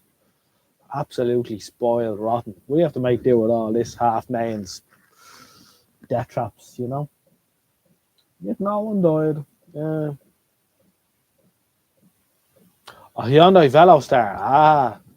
No, it was just when you said yellow one, I was just thinking about the in-betweeners car.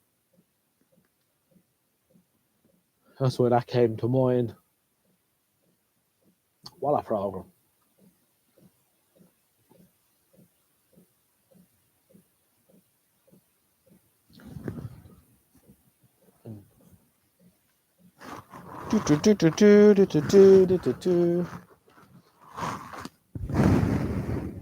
Kev B, there is a package on its way to you tomorrow, I promise. It is wrapped up in the van and ready to go. But due to work commitments, Odgenod was unable to get to the post office on Wednesday when he was supposed to. He was very unfriendly about it. However, there's always something to delay things, isn't there? Anyway, well, hopefully you'll get the package before Christmas. Who knows? But it is on the way, wrapped up in its little box.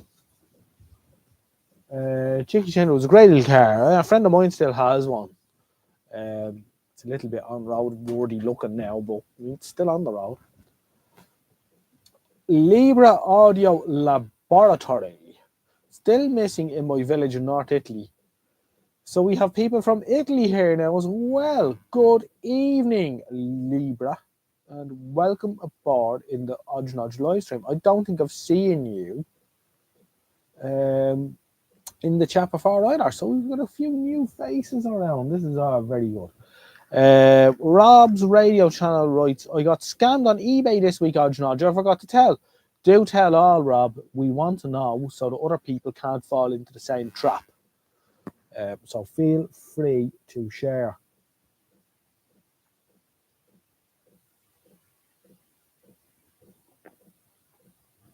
placed at 126, a twin tub on wheels. My mother-in-law had one of them many years ago, God rest her. A green one.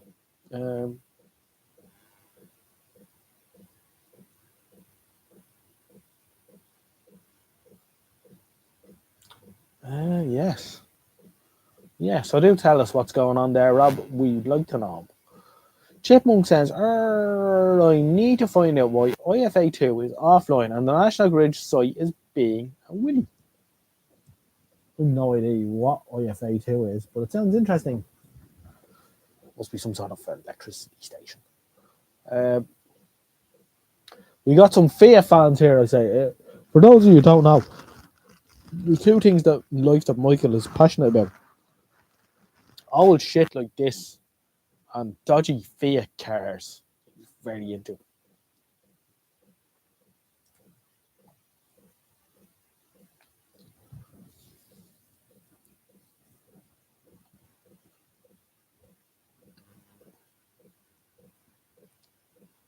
One of my mates' first car was a Fiat Uno. The engine was a fire engine.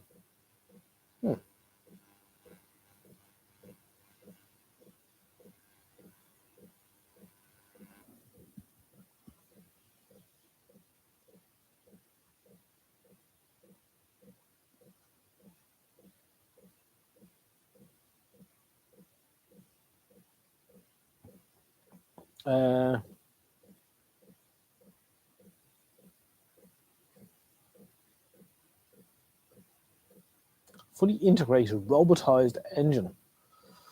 Sounds good. Sounds like lots of shit to go wrong. They are hard to find. I take it that's in retort to Mounty Mooney's comment about Zenith televisions and so on and forth. I think it depends whereabouts in the USA you are. I think some places are a hotbed for vintage stuff, and other places not so much.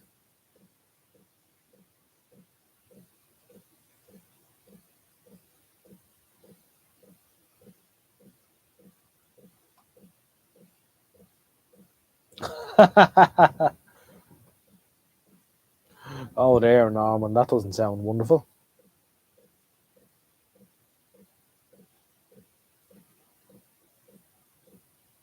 Hand built by Robs.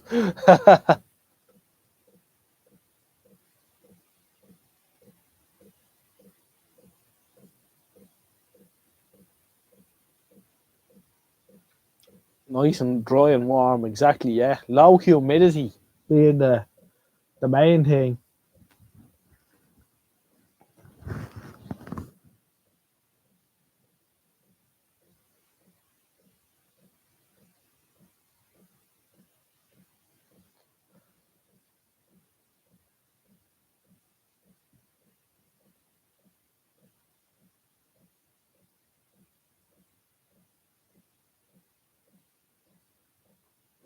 Oh, stop.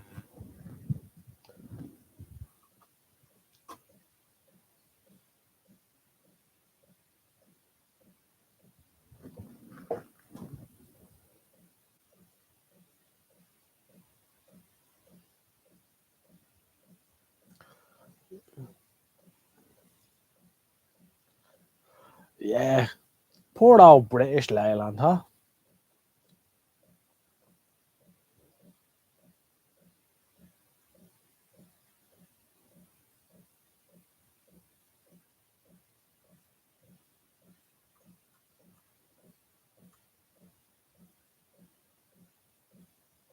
We sold the Black Panther. We picked you up in JJ. Got a 7-seater now to get all the kids in.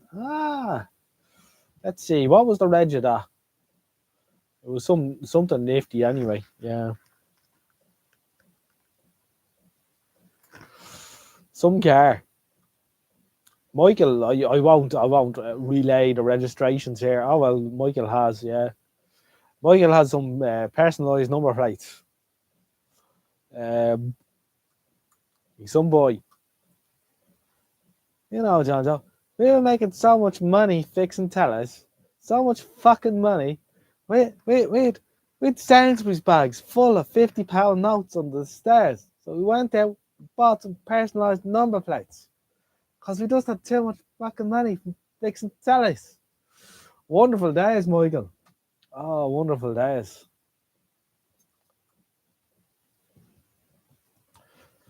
Oh.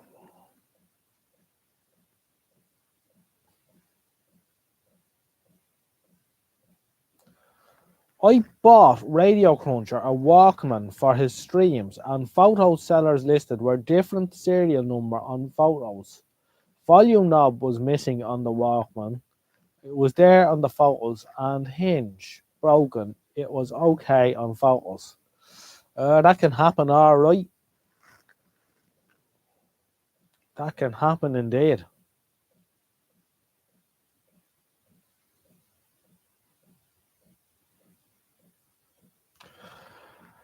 The good times are over now and not coming back. What do you think of all this right to repair crap coming in next year? I think it's complete bollocks, to be honest with you. I think it's just going to drive up the price of still unrepairable consumer electronics in the guise of saving the planet. Yep, that's my feeling on it too, Michael.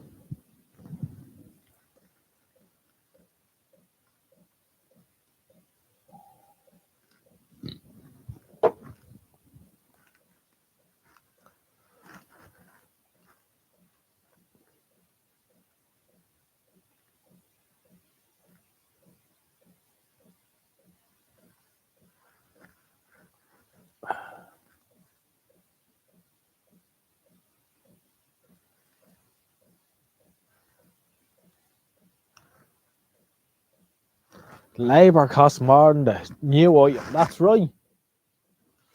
That's exactly it.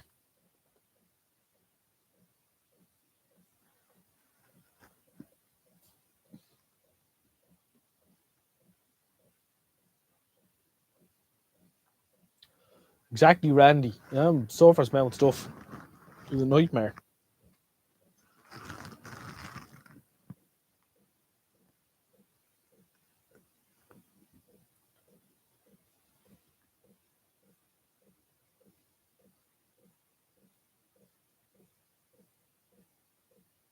They're running a big lead from France soon. It will make landfall about. Really? What sort of losses are there on a cable that length? It's probably just going to be heating up the sea more than doing nothing else. Rob says, please, everyone, if you are buying anything from eBay, please ask seller for proof photos. Yes. Lessons were learned there, all right, Rob.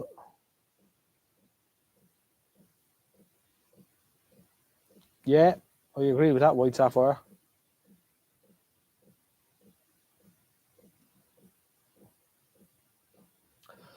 Tommy Hannon hits the nail on the head there too with that comment. That's why I'm interested in IFA too. It's only on my route to work. Comes short. Oh.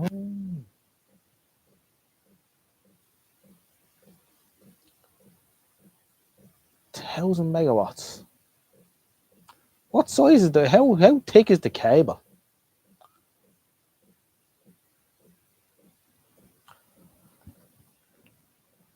Again, Michael Dranfield, yeah, I agree with that.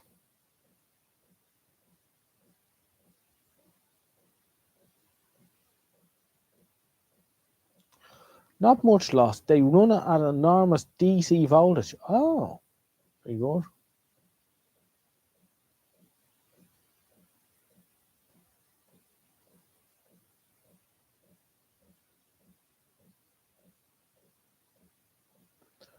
You see, Roundy. You see, every day school day.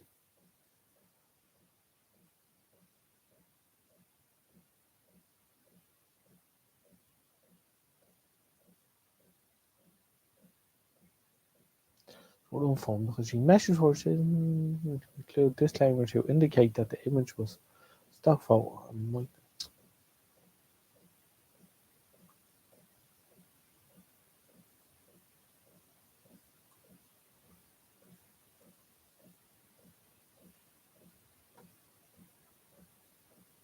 Yeah, it's a different game now, alright.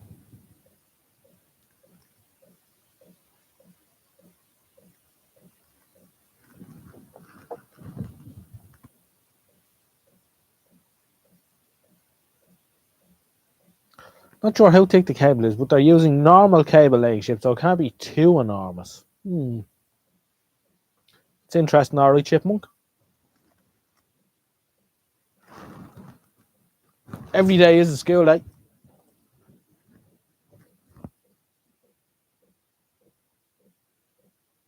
Now 500 kilometers of a run.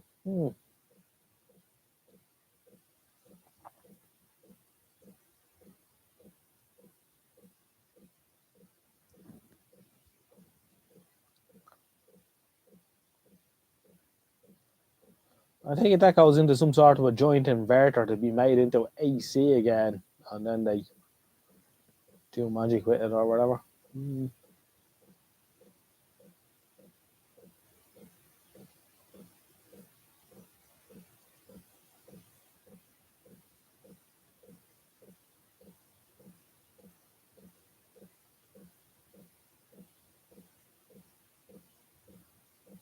I did an American amp last year, 900 quid new. Fits in the palm of your hand and all SMD. Real audio is not surface mounted. No, it's not. I'd agree with that.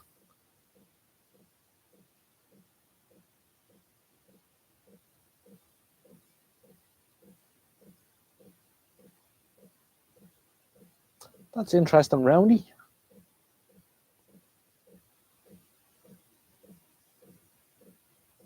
China has 1 million volt DC lines. Oh dear.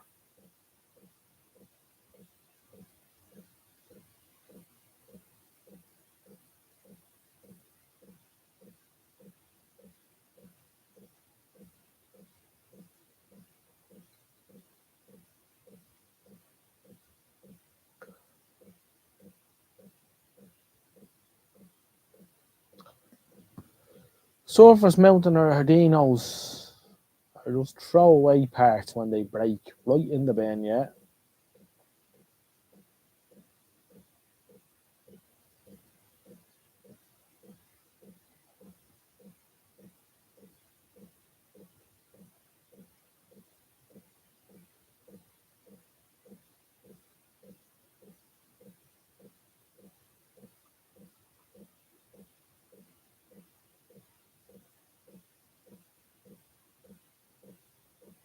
There are some sodium lamps around. Don't think there's any mercury lamps around on the streets.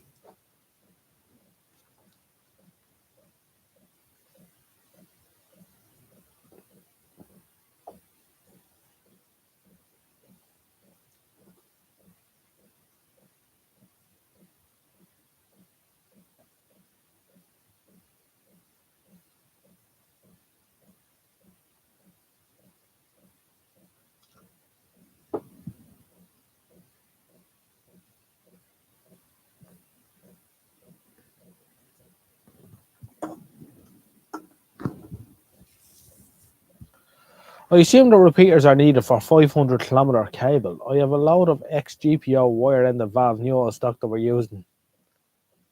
Those in the 50s. Oh, this is electricity cables, not telephone cables.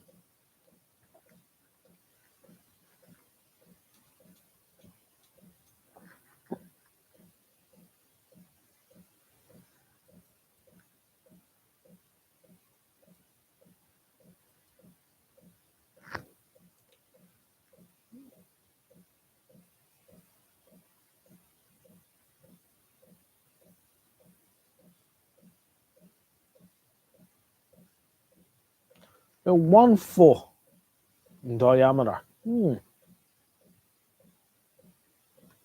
Imagine putting a splice in there.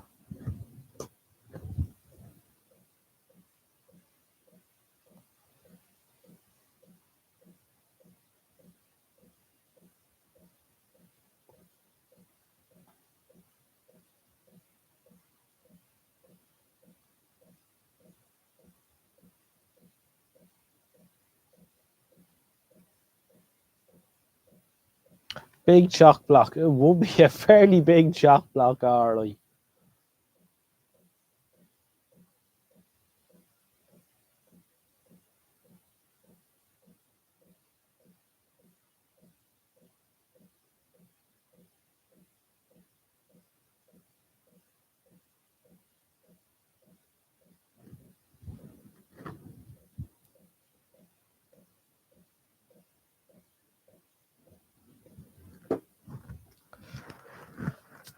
Yeah, you need a fairly big Wago, something fairly big to close a Wago on one of them, alright.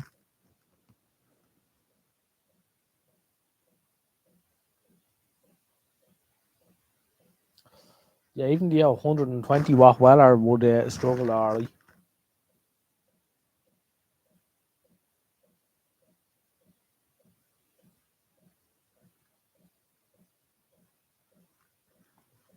No need to synchronize the grids, of course. Yeah, that would be a major factor too, wouldn't it?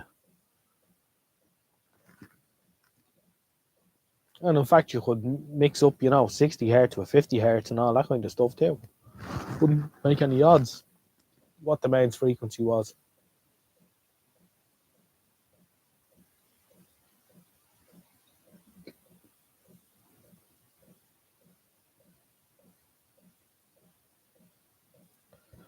Giving back to the tire, given the wicking is a surface phenomenon, yeah, would CCA braid work as solder wick? I don't know what's CCA braid.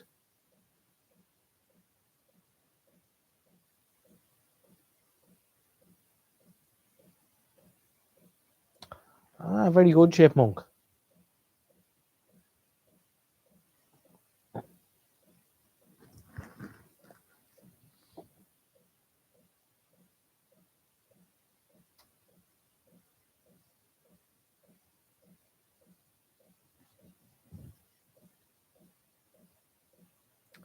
Copper clad aluminium. Oh, very good. Okay.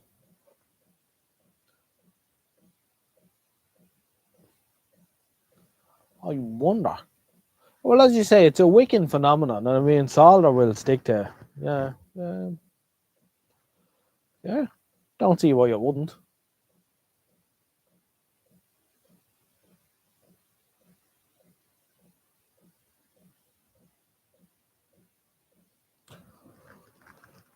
Yeah, it's only a matter of it wicking. So once it's clean, I can take it. Again, the old flux pen will probably come into play there, but I don't see why it wouldn't work.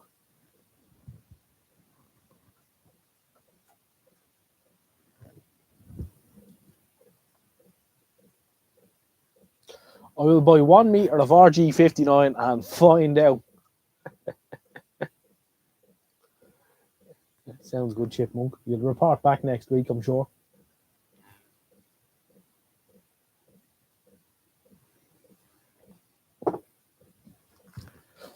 A whole meter, chipmunk, yeah?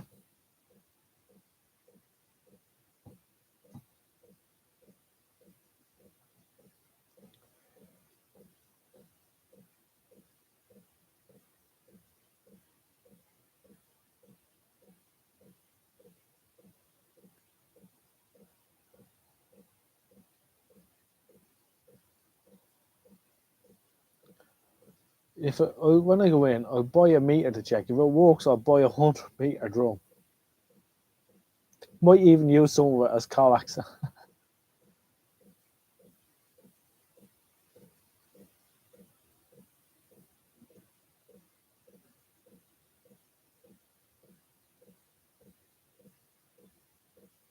To be a 1 meter, yeah.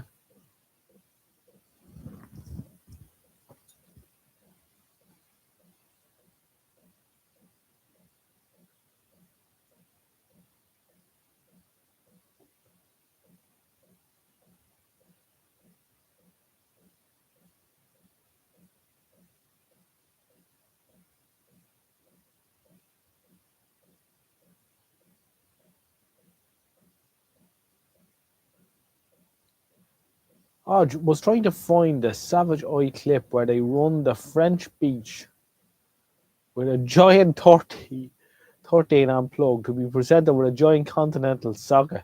It's not on YouTube. Oh, that sounds good, alright.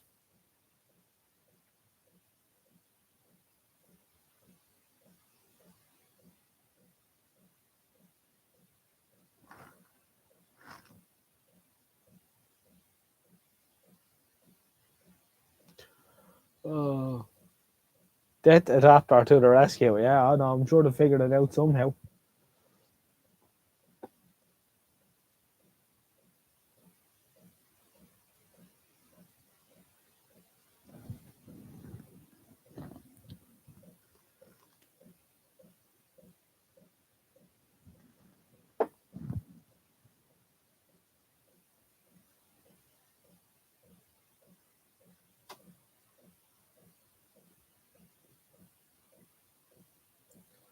Lead free braid. Ugh. Anything lead free doesn't work very well. It won't be lead free when you use it. That's right, Chipmunk.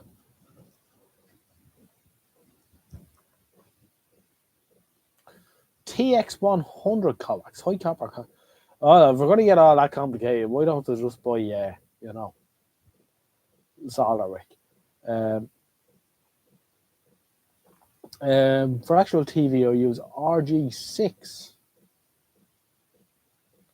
Lead-free solder sucks. It does. It's brutal. I've used it a couple of times. I don't find it great at all.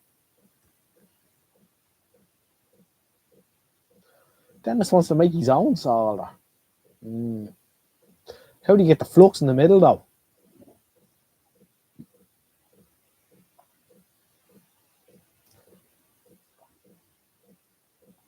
JP Dillon. Well, we only ever used the solder wick in the shop, so I got brought up with it on soldering all those line output transformers.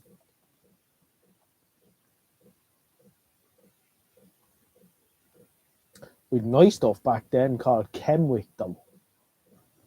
I think it was American. It used to work with beautiful stuff to work with. And that was a pre-fluxed solder wick. And sort of a powder flux in the braid. And it was super stuff to use. I don't know if you can still get Kenwick. I'd say if you can, it'd be very expensive. Well, 30% braid, it's shy. Low loss 75 ohm. Yeah, it's just the coax is just crap. I had a van a couple of years ago, Renault Kangoo, and the interference on the radio was terrible when I turn on it, when I plug in a phone charger. It was brutal. So in the end, I whipped the radio out and I looked at the coax, and the coax was absolute crap. So it's 50 ohm coax, a tiny little center conductor, and like two strings of braid going around the outside. So I got a nice bit of RG58, wired that up to the area. No more noise in the radio. Wonderful. I remember I did a write-up in the UK Vintage Radio Forum, and I was attacked by someone on there. I explained, it said, the coax that was in the van was crap, and it was a really tiny center conductor and only 2 bits of braid. And I said I used the RG58 and the radio's working much better. And I was completely attacked on the forum about how it probably wasn't the right impedance, that the tin coax that was in it was probably a special impedance for the radio, and maybe I had an amplified aerial that was malfunctioning instead, and all this kind of shit. I have to say, that was the post that put me off doing posts on forums, really, in any big way. Armchair experts, people talking shit. Everyone knows there was one gentleman who since passed away who came on and says who used to do hi-fi auto hi-fi stuff, and he said no, all car radios and all are 50 ohm impedance, but yeah, so attacked by a load of arseholes that didn't know what they were talking about, so I gave up then, kind of.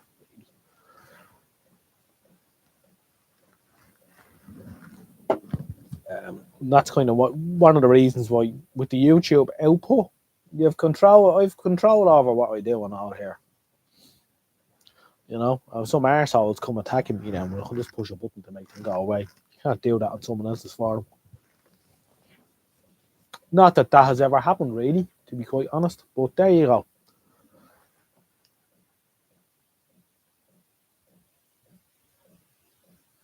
Have you ever seen what's in these 30p coax fly leads? Half a dozen strands of dirty copper. Yeah, absolute rubbish. Yeah, no, the old Renault was good. That DCI, that 1.5 DCI engine is bulletproof. I've had the car has it because it was a Renault Fluence, 1.5 DCI. I had two of those Renault Kangos. Well, one was a Nissan QB Star, same thing, different badge. And at the minute, I have, which I drove over to Michael Javid's place, the UK. I have a little Nissan NV200, which is 1.5 DCI as well. And they're just bomb-proof little engines. Never had any issue with any of them, except one. One of the vans was extremely high mileage. And I ran into injector troubles and what have you. But no, overall, very good van. Wouldn't knock them.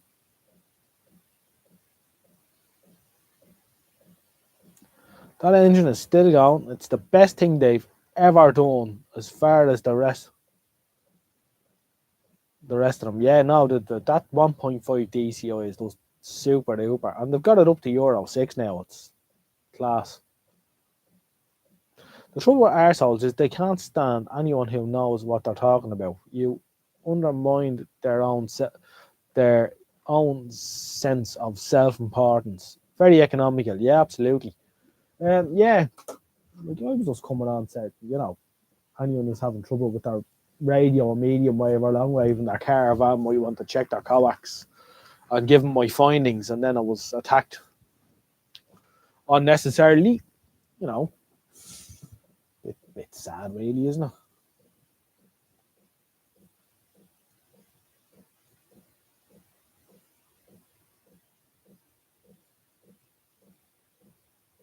Well, yeah, West has built his own version of a Sinclair C5. He took it for a test run today to his post office.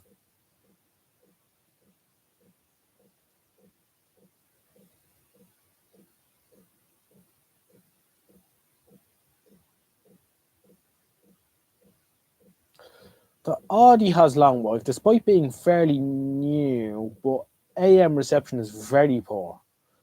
The Renault Fluence we have has medium wave and long wave in it, and it's quite good. But in the day job, we have a Ford Ranger. It's a 1-year-old Ford Ranger, and it has long wave, medium wave in it, and it has an excellent radio in it, and it's especially sensitive on long wave. So driving around in the day, we can listen to Algeria on 252 quite strongly indeed. On medium wave, it has no problem at all picking up Radio Caroline, even in daytime. Unbelievable radio in the Ford Ranger. So it just goes to show that they can still do it when they want to. And I often, when I'm driving around and work at the weekend, listen to the pirate radio station from Dublin on 1440. That's Energy Power AM, and it comes in great. And I would be driving around Loud, Mead into Cavan, and no problems at all picking it up. So super, really, really sensitive radio.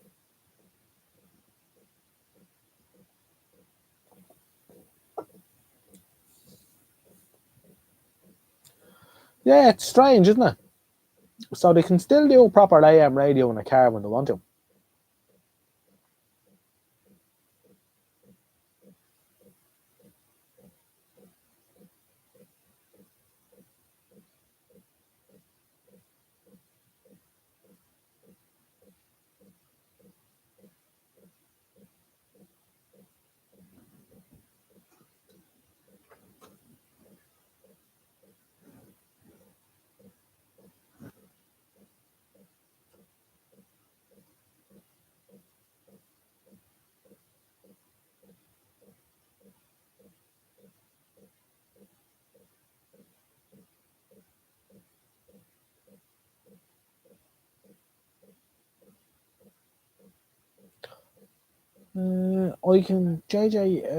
Way Out West is an inventor in Mayo. I have seen him, alright. He also built his own railway in his garden and a compressed air.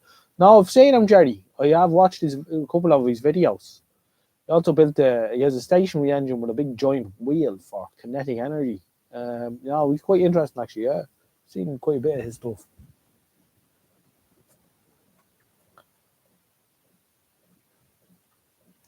Both my Fiat Tipo and Doblo vans have cassette players, but that's because they're 50 years old, Michael.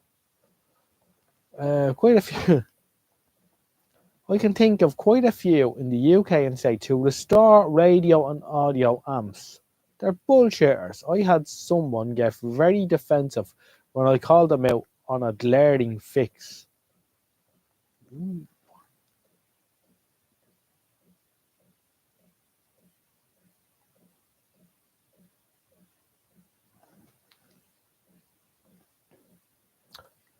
I was talking to a friend, an audio fan, not knobber, yesterday, and his preamp stopped working. I asked him if the inky blackness had escaped and the soundstage collapsed.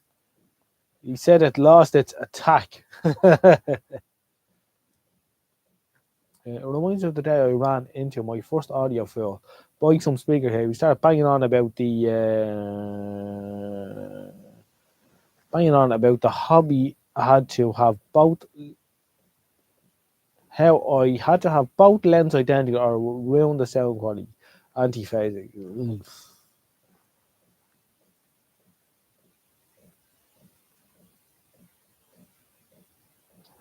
Yeah, they usually have a workshop stuffed with test gear. Yes.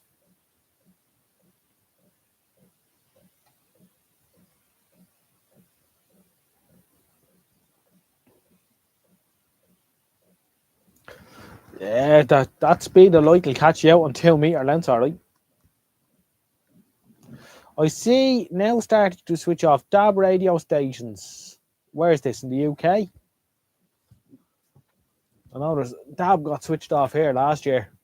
They're switching on the UK too. Well, you'll be back in a minute.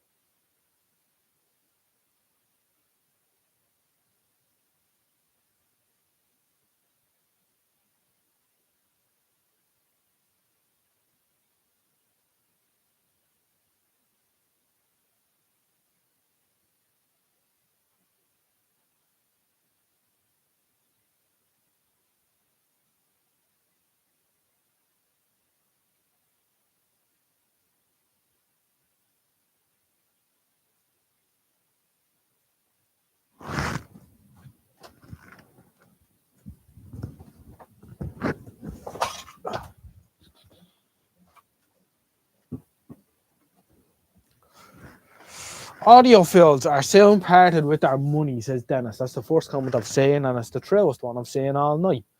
Dennis for the win. Um,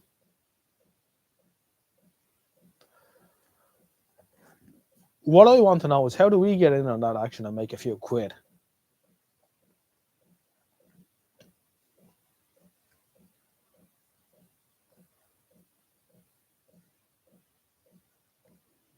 Yeah, they're mad for buying crap capacitors and all. Isn't there one type of transistor radio that's really expensive because Brian May converted one into a guitar amplifier when he was in college, and people reckon that they'll get the Brian May sound if they do the same. I think it was an ITT something or other radio.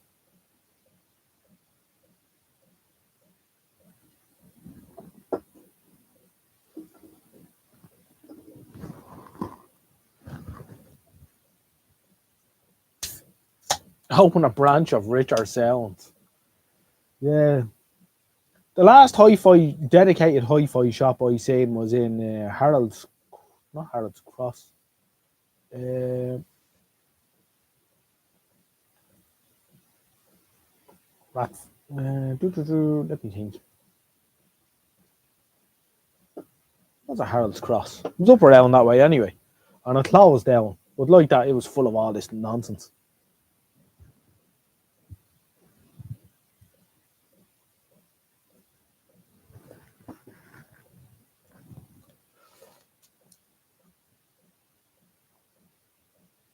Indeed, he is. Yeah, no, I'm not knocking off Brian May. I'm knocking off the people who are going around spending thousands on these little radios.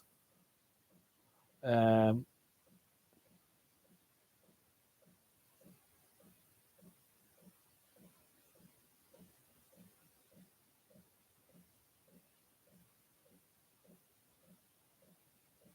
what was that radio? I know it's online, the information about this radio, but he can really, when he's at college, he needed a little lamp quick, and he just converted his radio that he had in his bedroom into a little amplifier for his guitar, and now people go bananas over them.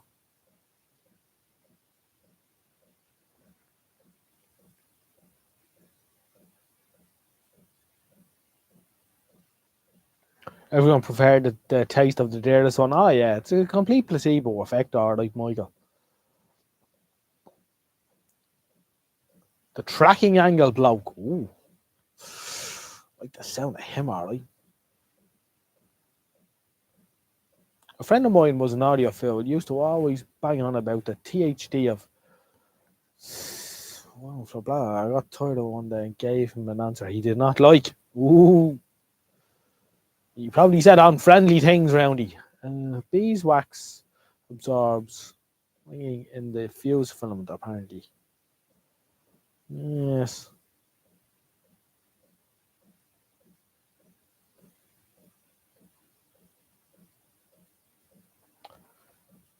Dear oh dear.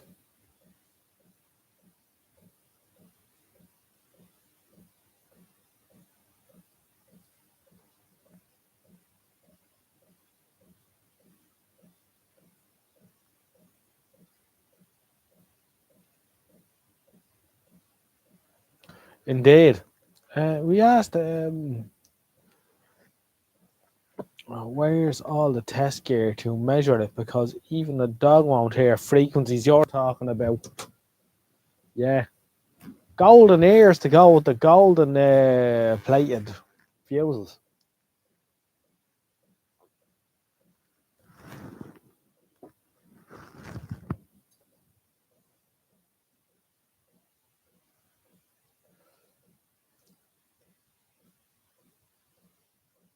From what I'm reading, it was John Deacon who found the radio in a skip and gave it to Brian. Ah.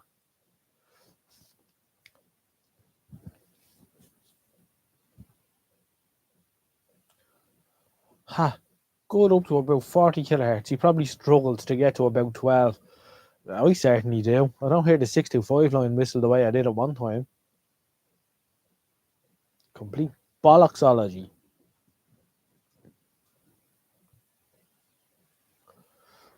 However, Jimi Hendrix still sounds pretty good in my ears.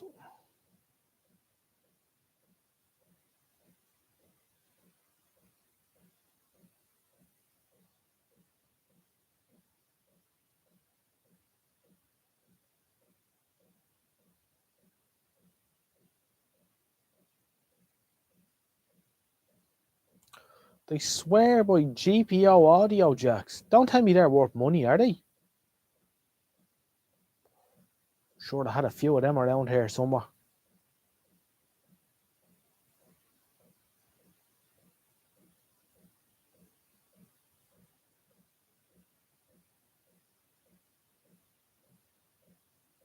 Oh.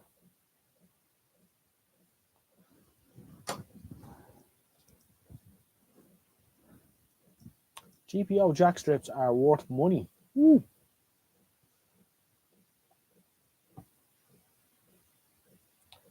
It's amazing what becomes worth money and the crap that isn't worth money.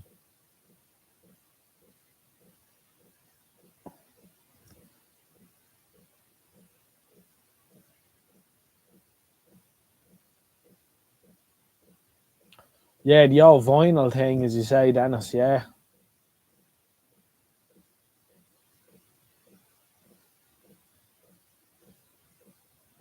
especially the answering jack strips with contacts on. They're the ones when you push them in and there's a little spring loaded thing that goes like this. Am I right? Hmm. I think I had a couple of those around. Not many, not many. Not enough to retire on, but I think I had two or three of them around in a box of other shit. It's interesting. Hope I didn't fuck them out. I might have thrown them out. Doesn't matter, maybe. You know what?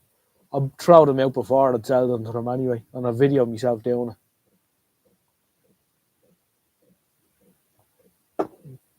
Good night, bro, Adam, sir. Take care. I'm going to be knocking off myself in the next few minutes. Not too early. Yeah, give it half an hour. And we'll head off. The old leaky germaniums, yes, they're keen on them. Well, we have Joe King in the chat. Uh, Legend of Pirate Radio in Ireland. Good evening, sir. Audiophile once told me that thicker speaker cables allow more sound to pass. They're unbelievable, aren't they? I always just use bell wire for speaker cable. Unless I happen to get my hands on some proper speaker cable, but I certainly never went out and bought any. Incredible, isn't it? The shit that people believe.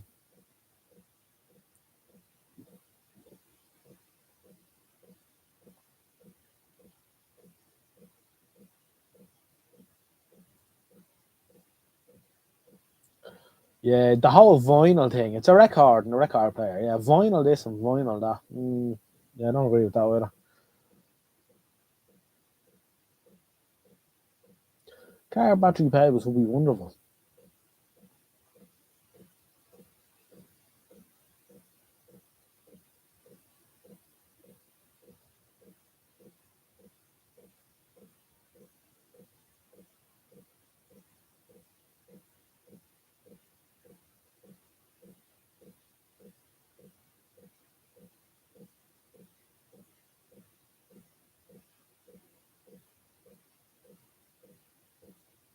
Um, 316 post office jacks were always the best for pro audio analog patching. We still use them at work for some stuff. There you go.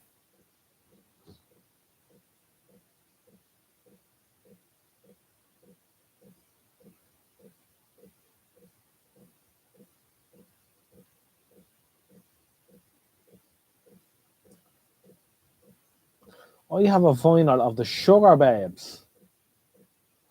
It's more analog than the new 50-year anniversary Plink Foil cut is. Well, that's it. What I want to know is, let's take that out of the equation for a second. What are they pressing these records with? Because, you know, the quality of the equipment that they're using to press these records, who's cutting the dies and what have you, because they can't be up to that much. You know, and imagine all them old timers that knew what they were doing.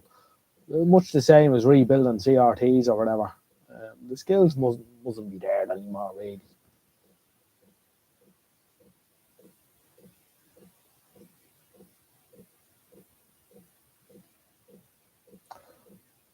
Going home, welcome aboard. Uh,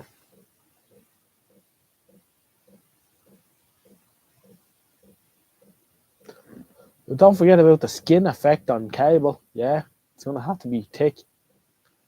At least the loudness war is over. One big advantage of a record is you can't compress the shit out of it. Yeah.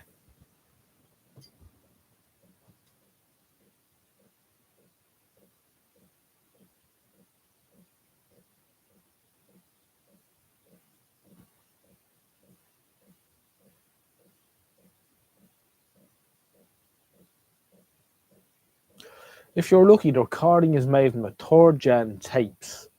But realistically, it's about fifth or sixth gen recording after the cutting made in the studio.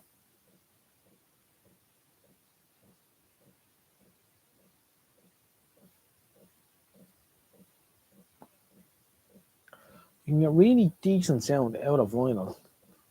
Clear the dust out of the tracks. And one audiophile trick that does work is cleaning the record with PVA glue. Works way better than a brush, yeah. I've heard of that, alright. I've never tried it.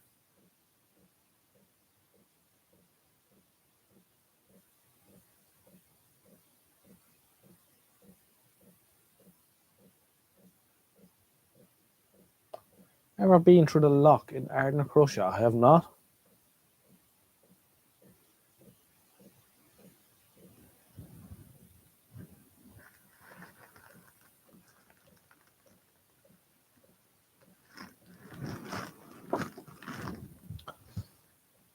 Exactly. I mean, if what you're starting with to make the recordings and support, I mean, you I can remember years ago now. It's not very comparable, but you'd make a mixtape off an LPs, all different LPs, mix a lot of songs together, and then you'd dub that tape onto other tapes to give to people.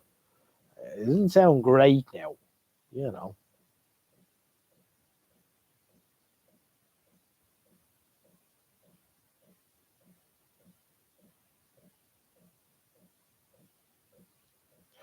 Garbage in, garbage out. That's it.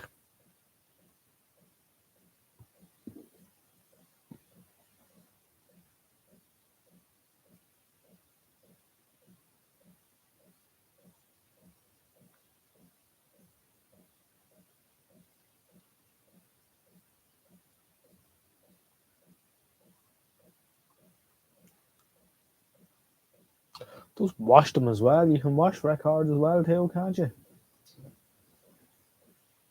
There is a very expensive machine you can buy for cleaning records. The BBC had them. What they're called now, I can't remember. There's a name on them. They use a vacuum brush and they spin the record in liquid.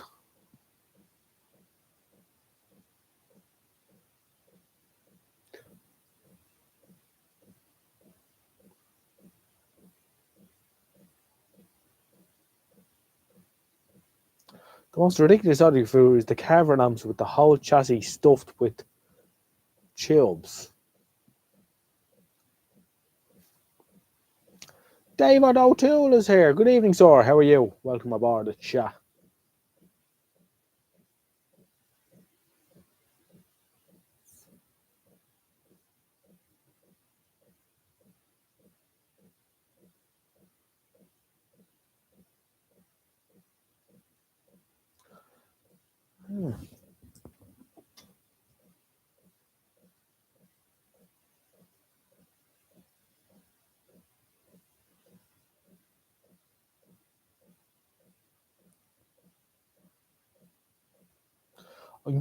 I'm trying to remember who released a CD which was copied from vinyl. You could hear the crackles on the CD. Ah, stop.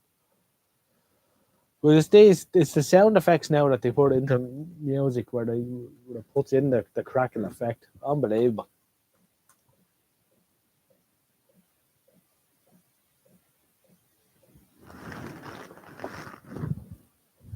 That sounds interesting, Chipmunk.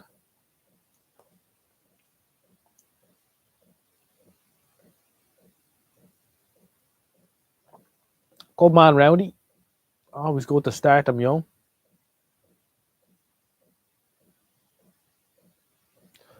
Off to bed. Good night. See you soon.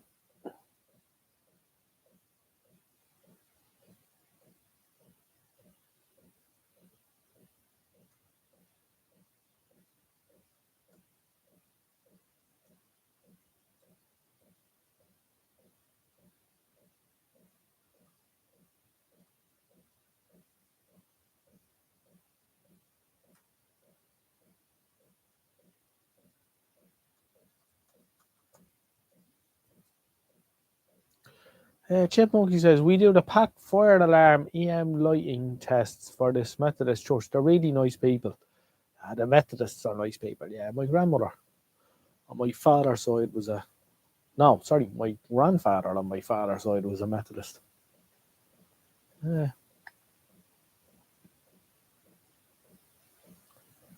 Be a nice day out, Chipmunk. Something different.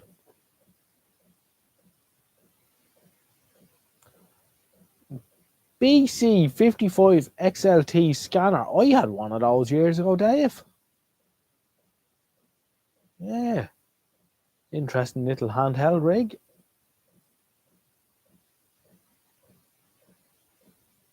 Yeah, they're a nice out bunch around the Methodists, yeah.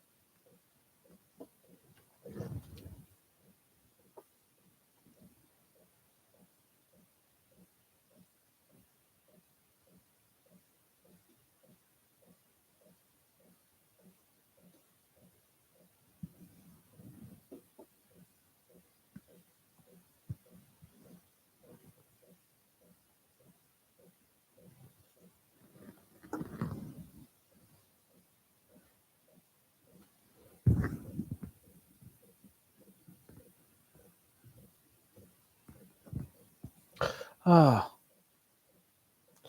on the juicy tea is my favorite. Absolutely, yeah. No, we like it now with can of tenants. It's quite a refreshing drink. So, what's the difference between Methodist and Church of Ireland? I'm not getting into religion either, Tommy. I'm drawing on that. Very little. Very little. Let's just say that the Church of Ireland people will be closer to the Roman Catholic Church than the Methodist would, if that makes sense. But I'm not going to be drawing any further on religion tonight. The old Mellotron, the inspiration for the Moog in many regards. Those transistors will probably have a CV designation, which was government thing more than a GPO thing. Military forums might be able to help, indeed.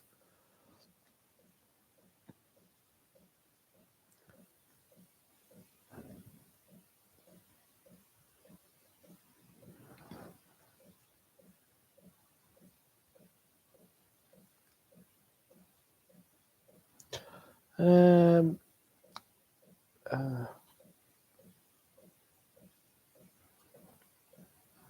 but these early germanium transistors, I don't think there's much difference between a lot of them. Obviously, depending on application, but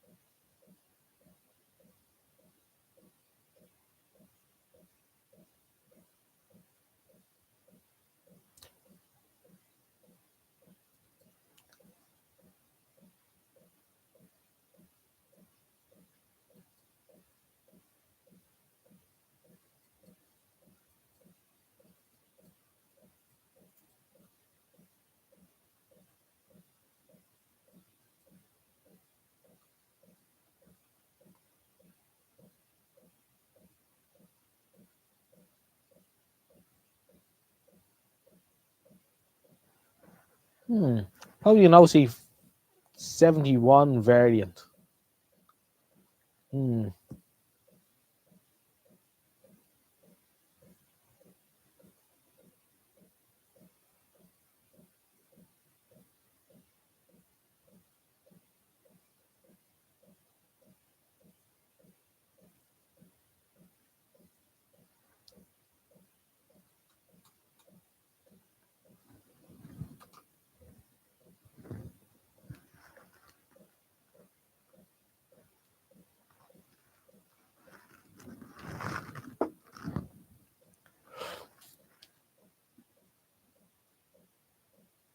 Rick Makeman used to repair Mellotrons as a sideline before he was famous. Or he was introduced on Dutch TV once as Rink Wankman. Then moved to Plessy at Singapore. So your mother got a fair bit of experience in electronics, so.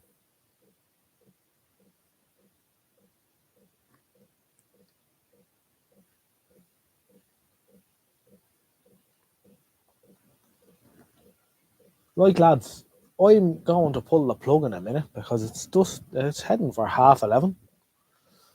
So by the time it reaches 11:30, the plug will have been pulled. So you are forewarned.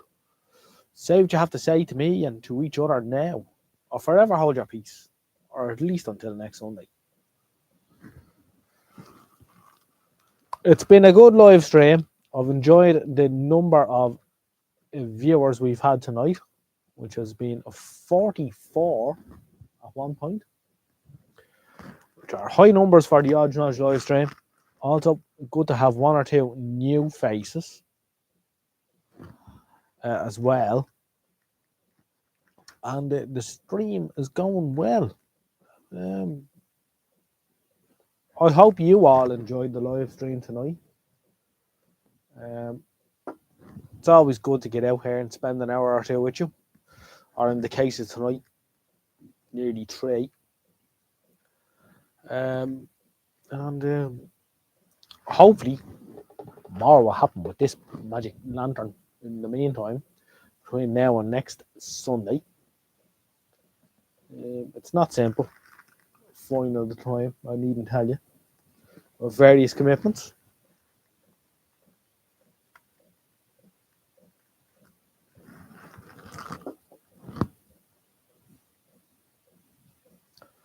No, as Chipmunk says, it was great to have a mother who actually understood some electric and electronic things and would let me do what I wanted with the mains because she knew you were safe. Yes, that's wonderful, Chipmunk. Got you a good start in life and got you onto a good job. Only more children had upbringings like that.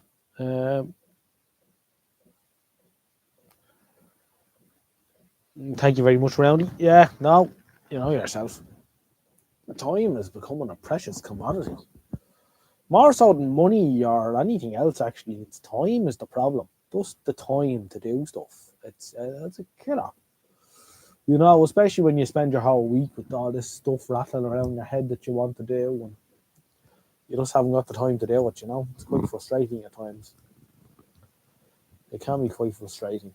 However, small little nibbles are being made. And to be quite honest, what I want now is I want a part-time job where I can dedicate more time to my family and my hobbies. But we will see what the future brings and the new year brings. But working shift and whatever there just isn't enough in it anymore to make it worthwhile. So, new year, new careers, new futures, hopefully, provided we don't have a big whopper recession. But I'm angling towards politics there, so we won't get into that.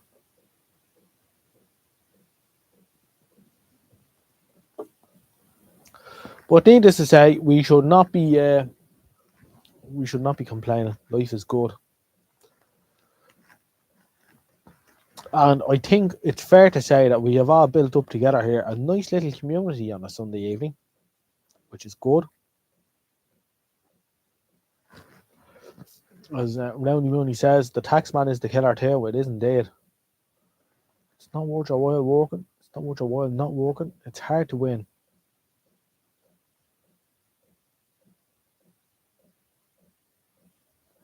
That's nice, Chipmunk. And I've been where you are in my early 20s with my grandmother who raised me. So I have a small understanding of what you're going through and what have you. So I tip me hat to you, Arlie. Did you see? I saved one of those coloured bulbs from the doctor's surgery. I seen that. Yes. You did save those colour bulbs from the doctor's room. That's always a win when you save something unique like that.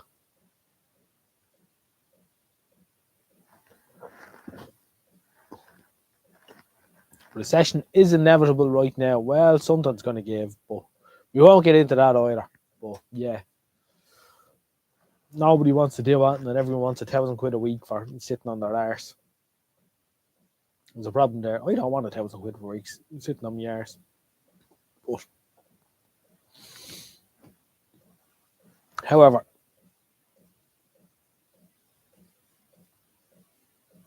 gonna put them on a batten of wood and use them for something. Oh yeah, a nice bit of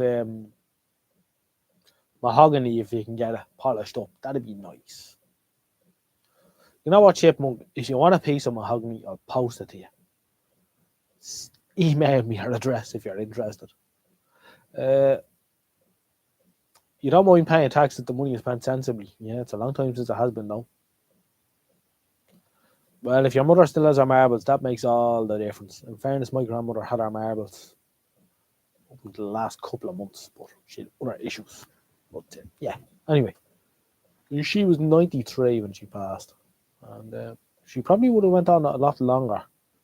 Too, only for she had a bit of a sudden health issue that knocked her at the end. Your president is not much to brag about. We won't get into that, but we all have problems, you know. A couple of years ago, I was quizzed here about Trump and all that, and without getting political, I just sort of said, well, I don't live in the US, but a bunch of people were asked to vote for some person or some other person, and they picked one person, and that's sort of how democracy works, and what have you. And that's how it goes, rightly or wrongly. Yeah, it wasn't too bad in the end, Chipmunk. She was a wonderful lady. But that's it. Right, I'm going to sign off. Say goodnight.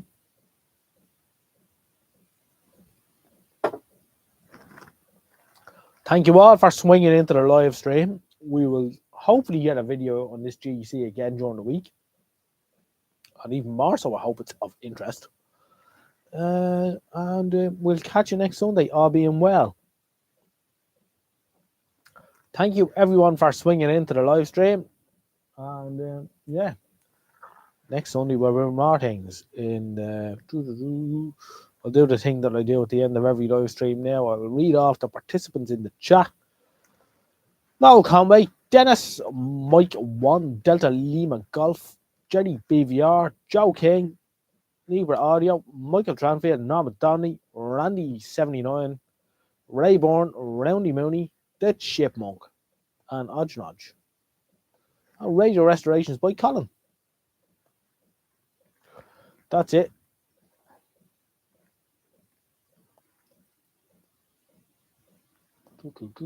Take care. Good night.